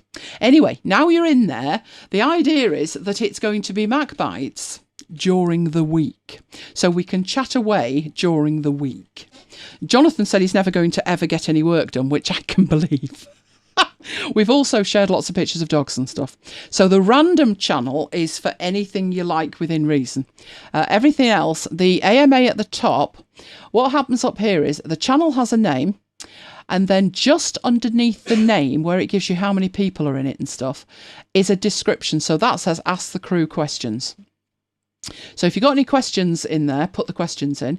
There's stuff for freebies and special offers. So if you find any freebies or special offers, stick them in there. That's where I'll be putting them. Future topics is you giving us ideas of stuff you want to see covered. News and announcements is stuff like, oh, there's an Apple event coming up and the show is coming out on Friday. Random's all our dogs and stuff. We're loving that. Loving that. Oh, mince pies. They look gorgeous. They look very professional. I'm liking those. And tech chat is where we're talking about our tech. Talking about our tech. Yeah, Paul took you 10 minutes for it. Yeah, I don't find some of these services logical at all. I'm clicking around thinking, no, it should be obvious, it should be in there. And then I find out it's not. But never mind, we've got there in the end. We'll probably add extra channels as we go. As I said, we may put one in for special events and stuff and then archive them off. But we'll be driven by you. Whatever you think would work for you, let us know and we can change it, tweak it, sort it all out. But hopefully what we're hoping from it is with chatting to you between the shows, we'll get exactly the right stuff that you want to see in the show. That's the idea. But now it's Christmas morning, so can I open one of my presents early? Or do I have to wait till I've been to sleep? Yes. Oh, that's mean. No, my first job right now, as soon as we finish the show, because it's still Christmas Eve somewhere in the world, is to get out the last Advent email with some freebies in it. And I have freebies. I have freebies going in it. That's Slack, you get there in the end. I think that is it with Slack. It's... When we did all of our research, it was 2015 and we were thrilled and we thought, this is it. This is exactly it. And it was that one email problem that stopped us. So, of course, with everything that's been going on here, we haven't had time to sit down together and get the notes out from the last time we looked at it and really sort of say, yes, no, would it work? But just the fact the emails were hidden, we said, you know what, let's just go with it. It's Christmas Eve, let's just do it. So very much we're going to be adjusting, tweaking and doing what works. You just let us know what works and we'll tweak away. So far we've got 7 channels. I predict random will be busy. I think we should make it compulsory. Everybody has to post one picture tomorrow. That would be good. I'm thinking Lola opening her presents. Oh, you should see one of her presents. Wasn't from us. She's going to die when she sees it. With pure horror. But we love it. We absolutely love it. So we'll take lots of pictures. We're going to some friends for the actual meal. Lola's going to have a ball because we've got absolutely crazy over the top. Oh, your gift is sitting in his office, not wrapped, so you know what it is then. I don't know what it is. And Mike doesn't know what I've got him either. But having said that, can I tell them the story of a couple of years ago? The Amazon man arrived. Oh, I bought something from Amazon for Mike, and I put in it, there was an option for, what do they call it? Like basically stealth wrapping, stealth shipping, so people couldn't work out what was in it. I thought, great, that's brilliant. But I also arranged to have this parcel delivered when Mike wasn't here. So what could possibly go wrong? Absolutely nothing could go wrong, could it? He decided he was working from home that day. I thought, no, it's fine. I've had them ship it in stealth shipping. Mike always goes down to the door. He rushes away and gets stuff from the door. But I thought, it's all right, I'll go down myself. Anyway, gets the delivery man, I get to know the delivery man's on his way. So I hare off down there before Mike. Next I see Mike stood behind me, but he couldn't see out of the door. The Amazon man is at the gate, and I glance over and he's got the present in his arms, and it is indeed wrapped. The wrapping was the identical shape of the item. Now, if that was a square box, fine. I'd call that stealth packaging. The item was a guitar, and the shape of the package? A guitar. I stood there in abject horror and said to Mike, oh, I think he's put one over the back gate. So Mike disappeared out the back and I said to the bloke, quick! And he gave it me and I had to hide it in the front room behind the sofa before he came back in. So I left the square one on the path, dashed in, put the guitar down, dashed out, and I'm stood there with this box and Mike said, there was nothing at the back. I said, oh, wasn't there? I must have been mistaken. Don't ever trust Amazon's stealth packaging. It was wrapped all right, but it was like a cartoon. Like, no one's ever going to guess that. You remember the old things when you were a kid? No one would guess it was a football. No one would guess it was a guitar. Not much you wouldn't.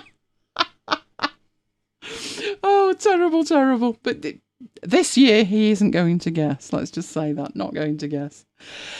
So we're going to head off. I'm going to write an email. Then we're going to get some sleep. And then I'm waiting to be thrilled by all my Christmas presents. So wherever you are in the world, whatever celebrations you have, I hope you have the most amazing time. And we will be back with you so soon, it'll be unbelievable. Here we are just into Wednesday, and we will be back on Friday night, sharing all our toys, all Lola's toys, and everything else. And in the meanwhile, there's Slack, and we would love to hear from you. So share away anything you like in the MacBites Slack room. It's nice and private. So, like Twitter, when you post something, you think it's cool and then get laughed at. None of that. No. All friends in the MacBites Slack. That's the idea, and we'd love to see you there. So until Friday, it's good night from me. It's good night from me. And we are both going to see you next time. In the meanwhile, have a fabby holiday. Good night, guys. Great to be with you.